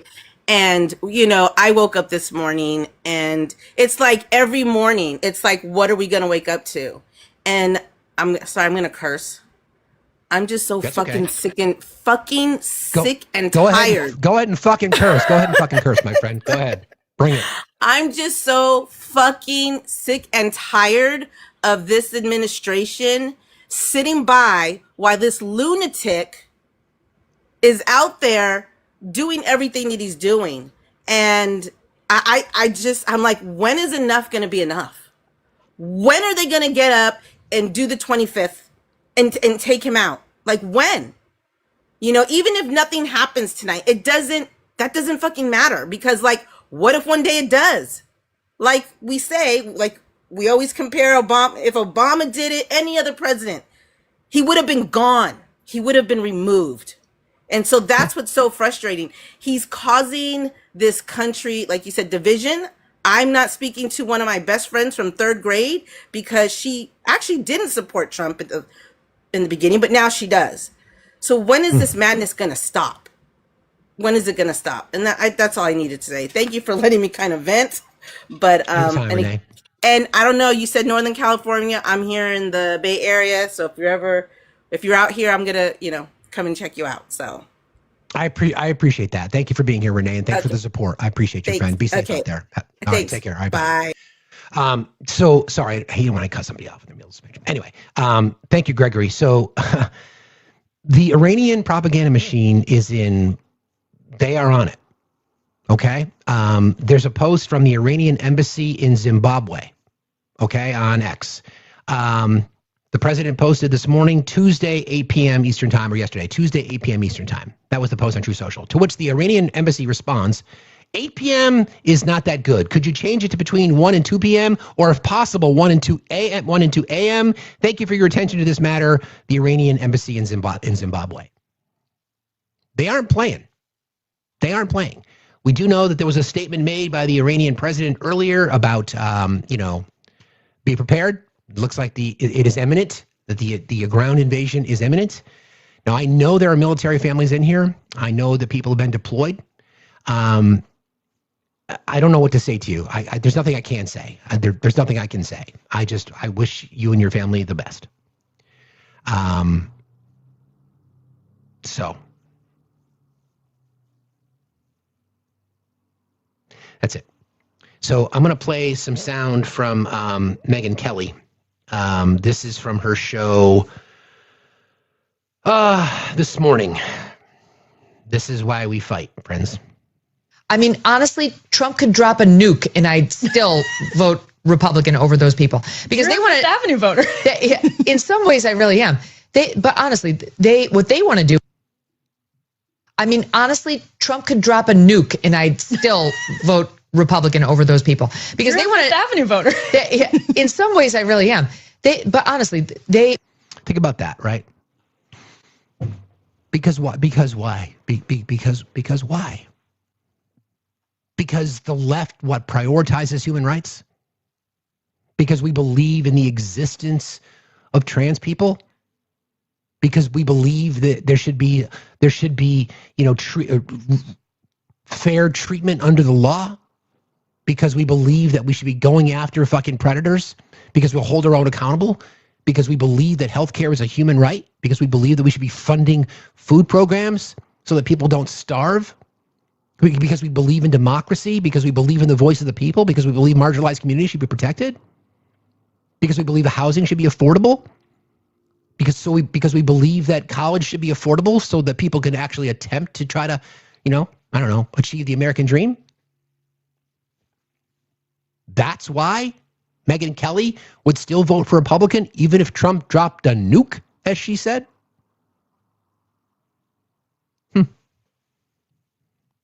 Okay. And then there's this quote. I haven't listened to this one yet. What's this one? Who's this guy? This is Rep. Pat Harrigan. This is what he had to say. I haven't listened to this yet, so let's listen together, friends. Unleashed chaos. He was on Fox this morning. Here you go. Unleashed chaos all around the globe. That was American weakness, unfortunately, that did that under President Joe Biden. President Trump is trying to reassert that authority. The reality is, though, is that costs money and it's very expensive. And so we have to take a look at where the globe is right now. President Trump is trying to actually turn the temperature down. Yep. He's absolutely trying to put the screws. I'm sorry, what? What? Where is Pat Harrigan? In what district does he represent? Can somebody find that out for me, Rep. Pat Harrigan? I'm sorry, what? President Trump is trying to actually turn the temperature down? Just to be clear, turning the temperature down is the president making a statement that says a whole civilization will unalive tonight, never to be brought back again. That is turning the temperature down? Oh, of course. Thank you, Jess. He's in Louisiana. 202-224-3121. 202-224-3121 is the congressional, I'm sorry, North Carolina? Wait a minute. Which is it? North Carolina District 10?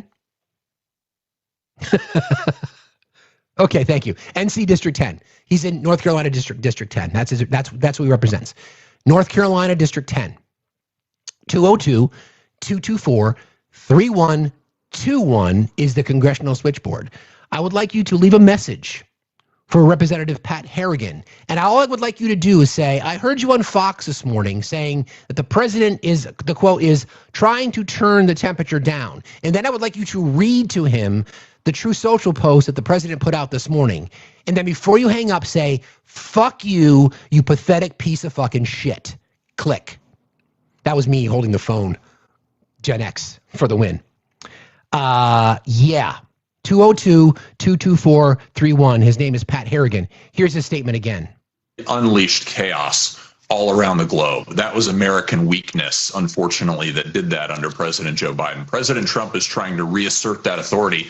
The reality is, though, is that costs money and it's very expensive. And so we have to take a look at where the globe is right now. President Trump is trying to actually turn the temperature down. Yep. He's absolutely trying to put the screws to our strategic adversaries, which is China and Russia. That is complete fucking bullshit. This empowers China and Russia. You idiot. You idiot. What the fuck, bro? Okay. Whatever you say. How do they sleep at night? Yeah. Hi, Amy. How are you? Hey, good morning. I'm well. Thanks. Apart from all this. Yes.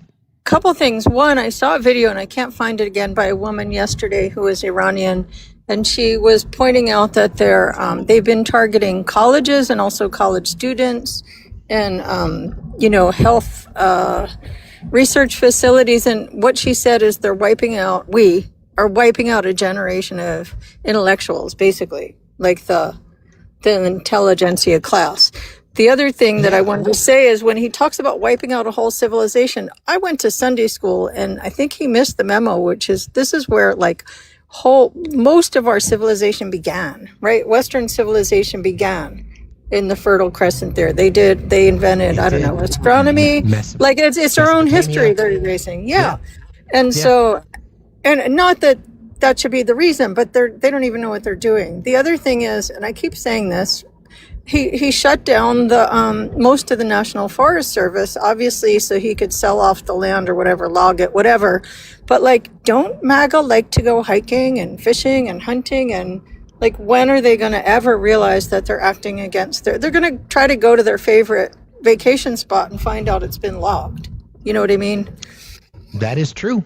That's a really good point. These little things here and there. No, you're absolutely right about that. To me, the forests aren't a little thing. It's a huge thing, but it's also they're not. I feel anyway. I'm speechless. But shutting down the Park Service is ridiculous. Biden didn't bring chaos. He restored our reputation with governments all over the world, and we need better PR. That's all. Thanks. Thank you for being here, Amy. I appreciate you very much. It's a really good point. We don't talk about the Park Service enough because it's hard to, focus on any one thing because collectively the shit's on fire. But, as somebody who grew up hiking and fishing and hunting, although I don't hunt anymore, but I'm in the woods all the time. It's like my safe space. I'm fortunate that my house, the property that I live on backs right up to the Green Mountain National Forest. And those are little things, right? Those are little things that we take for granted. The national parks in our country are some of the most beautiful places on earth. They're incredibly beautiful. And what do we do now? We open them up for deforestation and drilling. so we can just let people become richer and richer and richer and richer? Who does it help? It doesn't help anybody. It helps no one other than the people who are already at the fucking top. And we have a madman that's literally in power. Forest Service. Yeah, you're right, Amy. The Forest Service, sure, but the parks as well. I'm talking about the same thing, not the collective. Yes, the Forest Service, I agree, but we're talking about just the parks on the whole.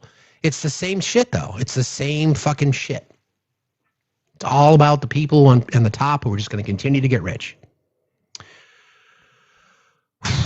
Santos, how are you today? Oh, sorry, I didn't know I was on here. I didn't know how that happened. I'm sorry. Okay, no problem. Thanks for being here. I appreciate it. Thank you. Just as a reminder, guys, going until 10:45 today, because I'm heading out to sit on a round table with Peter Welch, my senator. I will report back.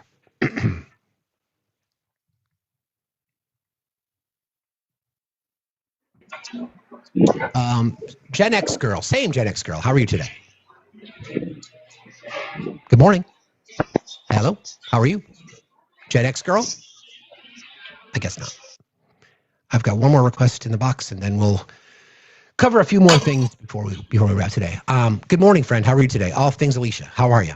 Good morning, Steve. I don't have but a second, and I just wanted to make a point and let everybody know that in November, when hopefully Dems take back, normal and normalize things, hopefully, that Dems will have done so without changing their messaging, without changing their approach to anything, but because harm reduction and because, well, it's a shitstorm now. So at that point, we need to remember not to be relieved or quiet, but to turn the volume up more.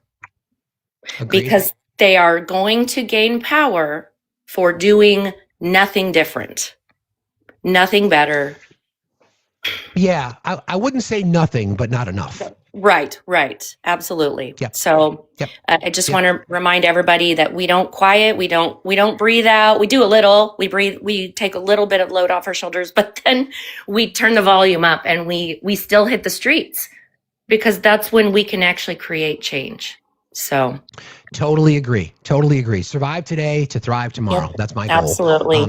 Thanks for jumping in today, friend. I appreciate you very much. Bye-bye. You got it. Be safe out there. Again, think of this, right? The Democratic approval rating is just, if it's at all better than the Republicans, she's right? I mean, if Trump had just come in and not done a damn thing, he could have just lived out his presidency. He could have played golf, not touched the economy, would have been fine. He could have arguably gone down as one of the most effective, impactful presidents of all time. But instead, he is this madman. And Democrats are only going to win the House back because of how horrible Trump is. What does that tell you? The fact that the Senate, so I'm not much on the betting markets. It's just never been my thing. I'd rather play cards and gamble with poker. I don't even gamble necessarily. I play poker. But the betting markets are now 50-50 for the Senate. It's like 85 to 90%. The Dems are going to take the House, all things considered. But the Senate is in play. And it's only because of how horrible Trump is. Right? I don't count cards because I play poker. I don't play blackjack. That's the reason. So think about that for a second, right?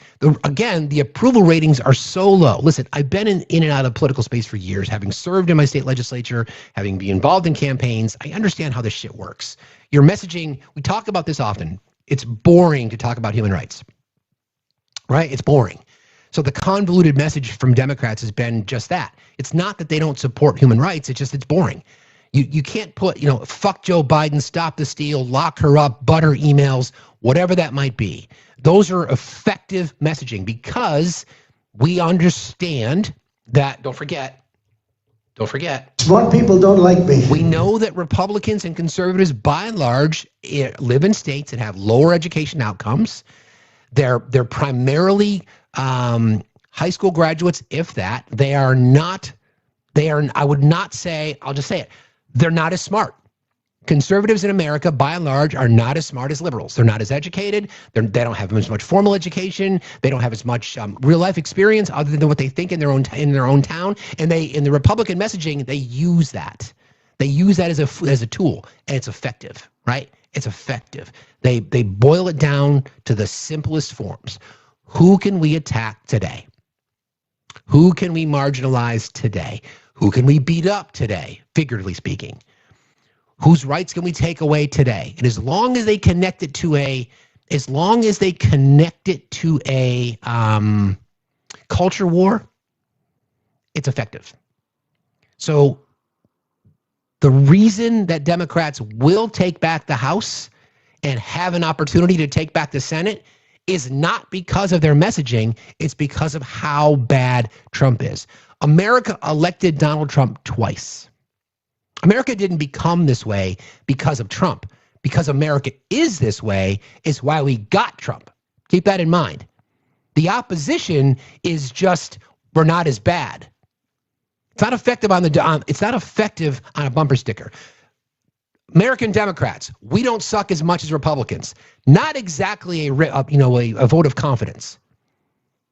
I get it. It's the good and bad of a big tent. When you've got a big tent, you've got lots of voices. Every voice wants to be heard, and every voice could be heard and should be heard. It doesn't help, though, when you're trying to consolidate your message.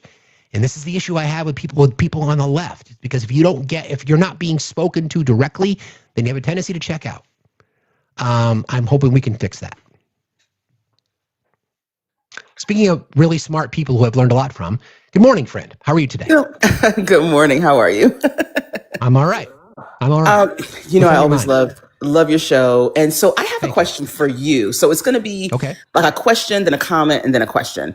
So my question to you as a white male who is really working to change the system, how are you going to impact the white people who have the mindset of, I'd rather burn the whole thing down so black people and Mexicans and gay people don't have nice things, and I will, what do they say, to cut your nose off despite your face? And so how will you get messaging to them? And this, and let's put a pin in that, because now I'm going to make my comment, because, and I think it was your video. Didn't you do a video recently that said that 9 of the 10 recessions that we've gone through were done under Republican rule, or whatever you want to call it, Republican presidents. And so this is the cycle that we've gone through in America, which leads me to my question that I just asked. Okay. So we see where the Republicans will take things away and reward their friends and help out the wealthy and whatnot. Then the Democrats get in and they try to level the playing field. They try to clean up the mess and level the playing field and get everybody on one accord just for it to be undone. Okay. So let's say we elect Kamala Harris the next go round. And she comes in and she repairs things and whatnot. The issue is, because there's a lot of white Americans who do not believe in black leadership nor black female leadership, they're going to believe that it is the system that she puts into place that's actually working and not the person. And the reason I say that, if you look at statistics of different companies and colleges and stuff, we've seen it. We've seen where a white man was in charge, and then he drove the college or the business in the ground. Then they hired a black woman who came in and cleaned it up, and she fixed everything and got everything where it's supposed to be, just for them to fire her to put a white man back in place, because they don't believe it is the leadership of the black woman that actually got them now in the black, pun intended, got them out of the red. They believe it's just it's the thing external of her. So with that said, and with that explanation, if Kamala comes in, because black women are always hired to be the cleanup woman, to be the mammy, to come in and to fix the shit that white men go and destroy, and white people in general, because white women are not off the hook, but what white people destroy and mess up, because there's a lot of white people who believe that they would rather go without than to see us all win.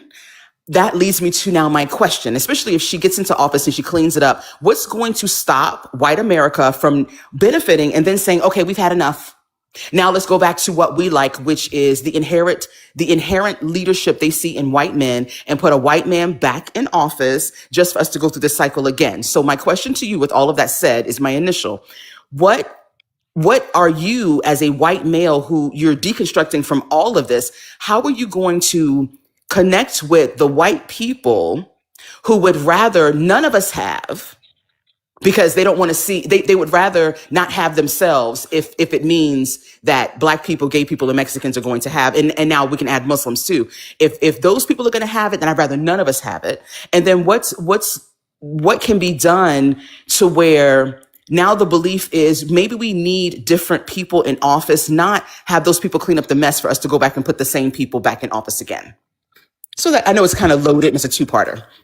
No, it's a great question. To be honest, Kim, it speaks directly to what my intention for the Do Something Tour is. So as this whole thing started, I identified roughly 90 million people who were registered to vote who did not show up in 2024 for a variety of reasons. Okay, we can talk about racism, we can talk about misogyny, we can talk about just whatever it might be, right? So I put them into two separate categories. This might be a long answer, but I'll get there. Say 45 million are the two wings of the same bird, two sides of the same coin. I think those are lazy, apathetic voters who just don't stand for anything. They are just in opposition to the system. And I think there's another 45 million people who are really, I mean, physical differences aside, are not necessarily different than most of us. They just want to raise our families. They want to have a better opportunity for their kids. They're tired of having to work two jobs. They're tired of paying so much for their health care, et cetera, et cetera, et cetera. They're probably not very, I wouldn't say they're apolitical. They're just not involved in politics. So they just either just don't check, they just check out. Like they feel like their vote doesn't matter. Their voice doesn't matter. Their presence doesn't matter. It's about bringing those people back in. Now, your question is incredibly important. I don't know in my lifetime if we can address what you just described. White America, no matter how great things were, so use your model. Kamala Harris comes in, fixes everything. We have a better healthcare system. We've rebalanced our relationships in the world. We're addressing the systemic demise of our democratic institutions. We're propping up this, the rights of marginalized communities. We're expanding rights. We're getting more people on healthcare, better educational outcomes. I don't think that the racist white America, even though they may not admit it, even though their lives are better, would ever change their views. I don't know if they ever would. I don't know if that group of people can be changed. But I know there are enough people in our country, because we don't need everybody. We only need, the margins are 5%. That's it. We're talking about 5% of our population, white America, has to shift their vote. 5%. I don't think that is a daunting task. I just think that's the opportunity. I don't know if that answers your question, but that's where my brain goes. Yeah, no, that does answer my question, and it brings up a great point of, and I think we tend to think everyone has to get on board. Like, you don't need everyone to have a successful business. You just need a certain, correct, like a little droplet, just a certain group, a smaller group to help shift it. Because you're right, if we have more voters who vote towards progression of all people, it doesn't matter if those who are, people forget the definition of conservative, and the definition of progressive, like there are real definitions behind them. And when you're conservative, you're kind of pulling back and you're being lenient. And when you are progressive, you are being, you're moving forward. And so you're right. We don't need every single person to change. We just need enough people so we can shift the direction and shift the wind. But the crazy thing is conservatives just don't realize that even though they have their beliefs as progressives or midpoint or whatever people want to call themselves, we're not trying to take anything away from them. We just want the door open for everyone. Like, just let it be, let it breathe, let everyone do what they believe is right for their person, their families, and all of that. We're not trying to infringe and take away anything from them. So when we win, when the vote is yes, and when there's better health care and lower prices and lower gas and all that, the conservatives, they're not going to go to the conservative gas station and pay more. They're going to go to the gas station that has less. So they still benefit, and while they remain in their belief system. But yeah, yeah, go ahead. You're absolutely right. Well, I was going to say you're absolutely right. I mean, the reason, so the margin of victory for Trump over Kamala Harris, I think, was 1.5%. That was the margin, roughly speaking. The reason I use the 5% number is because the 5% number gives us opportunity for bigger majorities in the House, gives us opportunities for bigger majorities in the Senate. So, for example, you can get past the filibuster, so you can add Supreme Court justices to the court. So you can balance out the court. So what conservatives don't think is they think that if a conservative court means that they're going to get all their conservative wishes. And in some cases, that's true. When I talk about balancing the court, that becomes a system where we are driving for progress and change. I have never lived through a time where rights are being taken away from people. For society to progress, we have to be protecting and preserving and expanding rights. I get multiple death threats a week. I want those people who threaten my life to have health care. I don't care how they get it. I want them to have it. I don't want, if they lose their job, I don't want their children to starve. I want their kids to have access to an affordable education. I am in the all boats rise mindset. So again, to answer your question, we don't need all the racists. We don't need all the obstructionists. We don't need them. We need 5% of them. Yeah, and the sad thing is, as more news comes out and I watch people's videos and I listen to more news from overseas than here in the United States because they're telling the truth. It's just very interesting how the rights of a lot of these individuals in these red states are just dwindling. They are flushing them down the toilet. The rights and privileges, things from education. And I saw a video from this guy who's an orthodontist, and you wouldn't know it based upon how he was doing his video because he was very comical and animated. And in the comment section, people were like, wait a minute, you're an orthodontist? So he was talking about how in Iowa, they've now changed the parameter of how a child on Medicaid can get braces. And, they go by measurements and the number of teeth and where the teeth are located. And he said it used to be a simple form because he pulled up the form. Now their government has made it so complicated that children are going to have difficulty getting braces. And he showed somebody with some really messed up teeth, teeth that are out of place. And he said, and they changed the measurement to where it has to be like more spaces, more teeth affected. And he said, what they don't realize is it's actually impacting these children's self-esteem. See, they're looking at it like it's a cosmetic thing, and they're looking at it like, oh, we'll save money because that was the purpose. Let's change it so these kids, we don't give out so many braces to these kids with this free health care. But they're not understanding that while they may be saving money, they are now impacting this child who will be bullied for how their teeth look. They won't want to smile around people. And what type of adult will they turn into? Because they couldn't get braces because the government changed it. So it's bigger than saving money. It's bigger than the left and the right and the middle and the liberals and the conservatives. It's much bigger than that. When you start doing things that are impacting people's mental health and self-esteem and access to food and housing and all of that, you're now creating a culture of people who become desperate. They will become angry. They will be desolate. And when people are in despair and they don't give a fuck about their lives, they don't give a fuck about yours. And so they can have all their gated communities and whatnot and all their green grass and whatnot. But it's going to be like the purge, where people... It is. Yes. What is one of the main drivers of crime? We know it's poverty. Yes. We know it's poverty. I mean, think, is it past any of us? If you had to feed your kids, would you not steal food to feed your kids? Of course we would. Of course we would do that. That's just human nature. You do anything you can to survive. So you're creating a system where you're pricing people out. You're not paying people enough. They don't have health care. They don't have access to mental health. They've lost their job. There's no hope. So what have you done? You've already marginalized communities. You've already closed healthcare centers in large metropolitan areas. So then they perpetuate the racism because they'll want to blame the communities that they are intentionally harming. Exactly. 5%. And that, yes. 5%. That's all we need. 5%. And my last thing, because you just made me think of something. And so now that people who I'm not going to speak in code. Now that white people in general are being impacted by this, I think the other thing that white people have to address is, because you just said it, doesn't everybody want their kids to eat? What are you going to do if your kids are crying and they're starving? Well, the thing is, they don't care about other people's kids starving because you all have been fed that we're not human.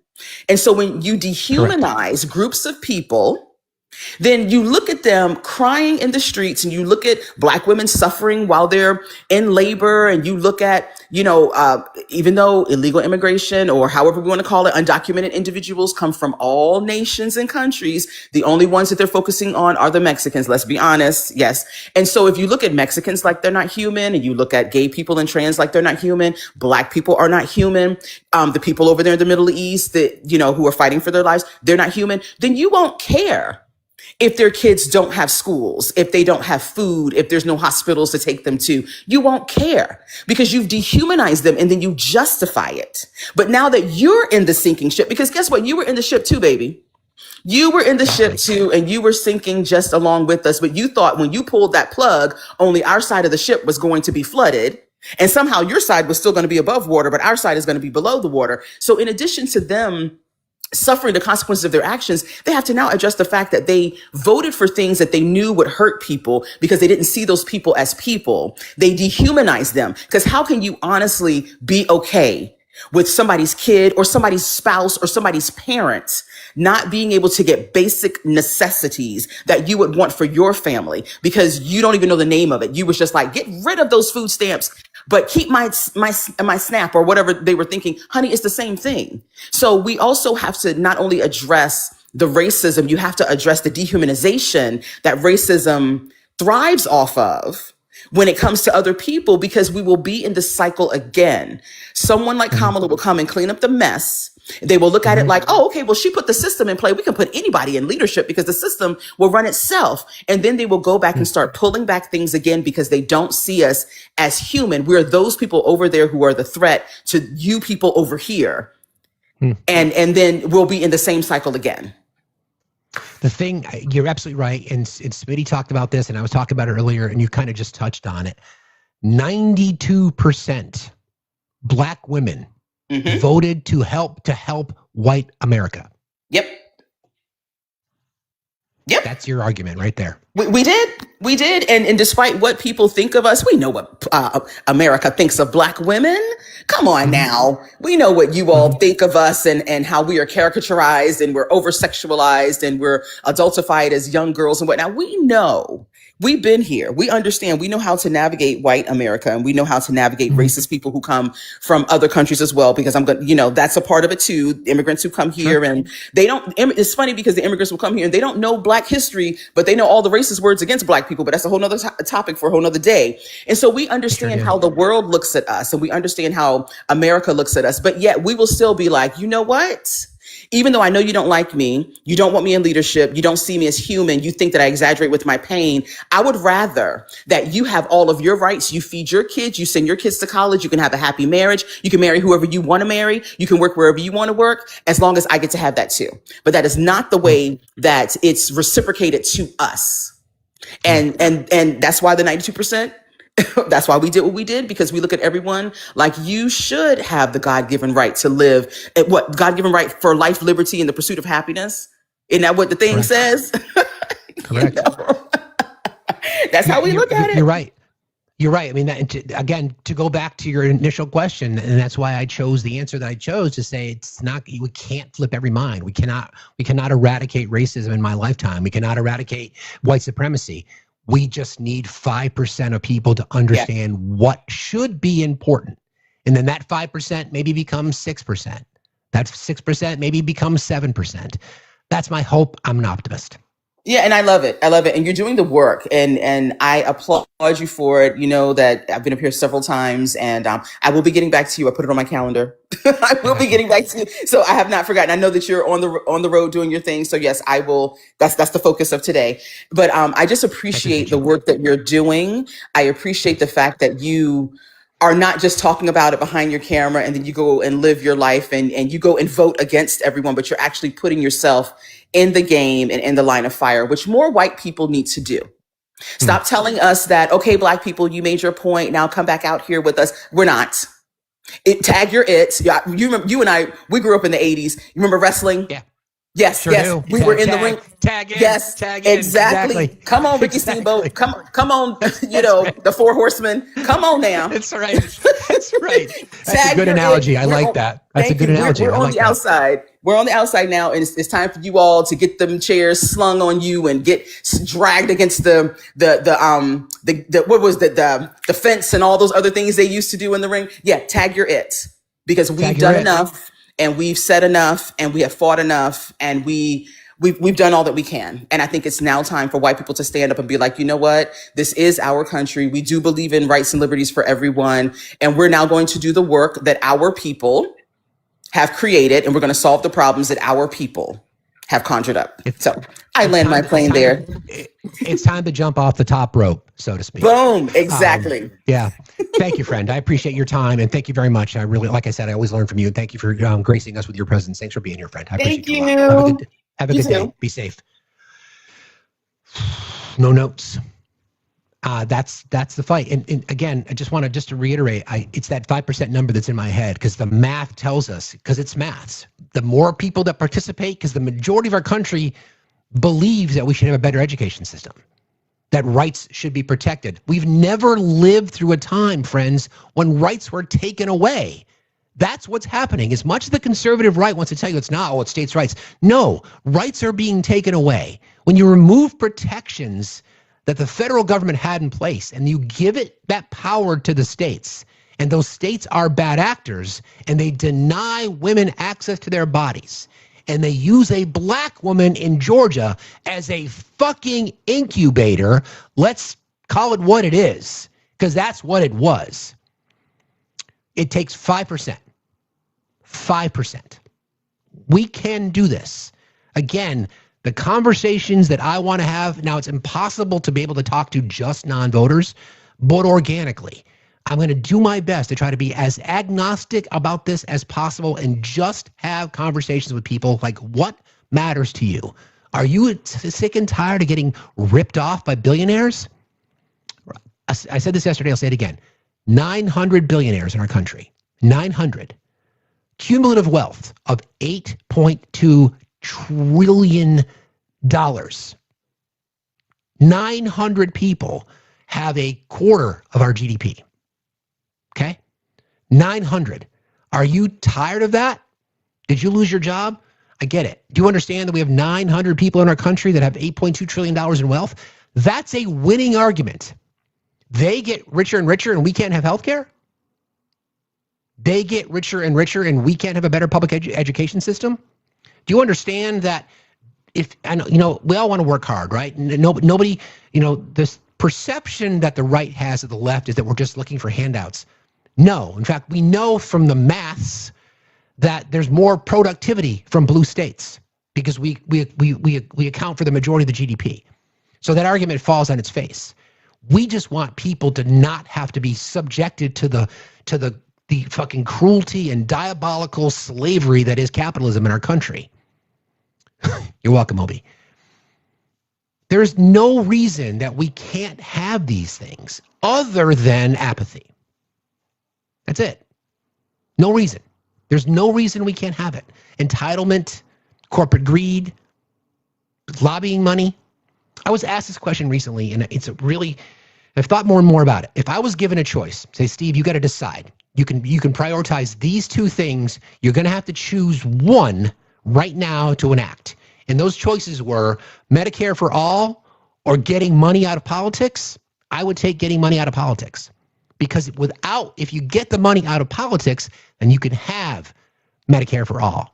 Because you're not subjected to the political lobbying from big pharma, from the from the pharmaceutical industry, from the insurance industry, all those kinds of things, right? That's what this comes down to. And all of us across the country are fighting literally for the same thing, right? Literally for the same thing, although the conservative right doesn't think that. 92% of black women who voted to make white America's lives better. Plain and fucking simple. That is the argument. Why is it that you wouldn't show up to help make their lives better? The culture war coming from the conservative right for the past 50 years has been the same. And Kima's absolutely right, and Smitty's absolutely right. It's just that white America has been conditioned to think that if they, being white America, I'll have to say it, that if we give opportunities for marginalized communities, then we won't get what we're entitled to. And that's what this comes down to, right? It's a culture war fight that the conservative Christian right is losing. They don't think they are, but they're losing. We don't need everybody. We need 5%. That's it. 5%. Hello, Kimber. Do you have something productive to say today or no? Yeah, do you think white people can experience racism? No, I asked you if you were going to have anything productive. The answer is no, RC. So goodbye. You see what I mean? This is what I'm talking about. Like, what? What? I mean, give me a break. And you know what? I can guarantee you right now that Kima and Smitty and Recovering, who joined us earlier, would want RC to have health care. Because he obviously needs mental health care. But RC wouldn't want black women or black men or poor people to have access to food, water, shelter, etc. Nope.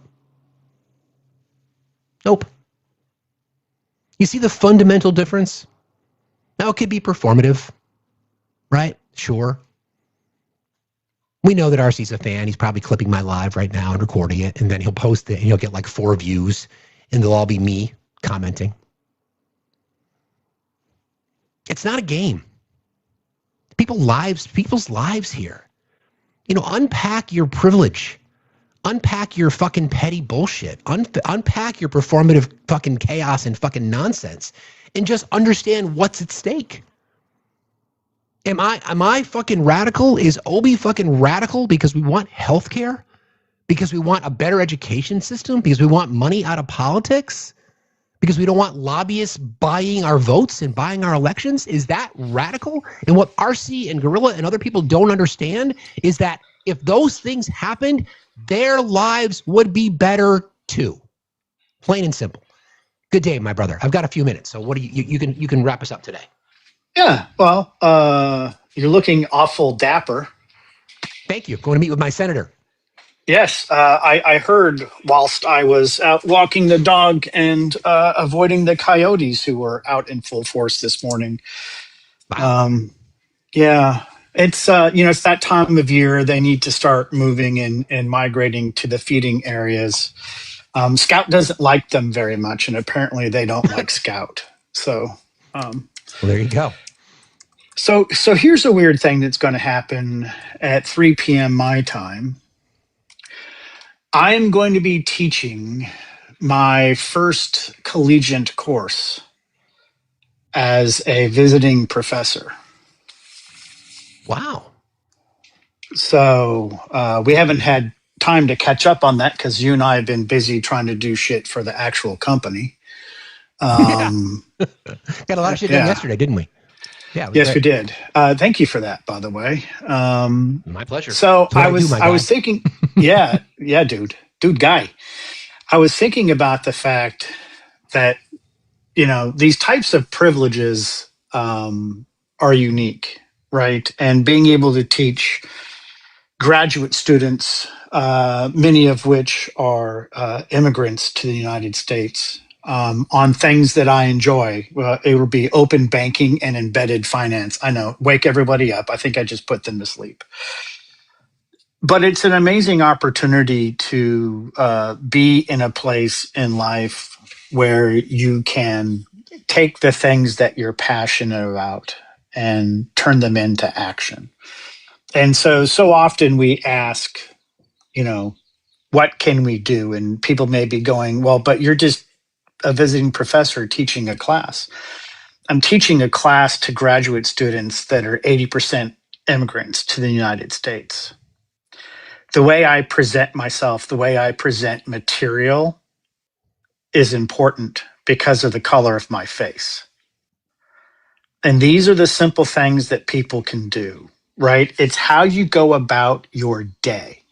It's how you present yourself. It's how you enter conversations.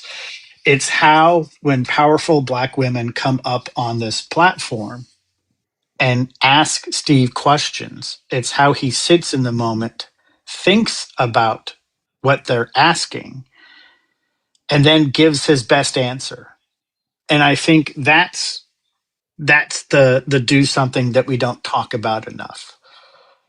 In recovery, we talk about you never know who's watching you And so if you want to bring the message of sobriety and recovery, you should probably pay attention to how you treat people on the outside of a meeting, because you don't want them to look at you and then find out that you're someone in recovery, because then they're going to go, well, I definitely don't want that.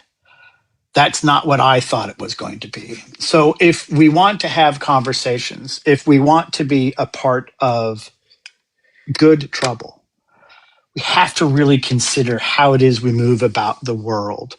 And when given the privilege to be in certain scenarios, how is it that we're going to present ourselves? What message are we going to deliver? Who is it that we are trying to reach? What is the point?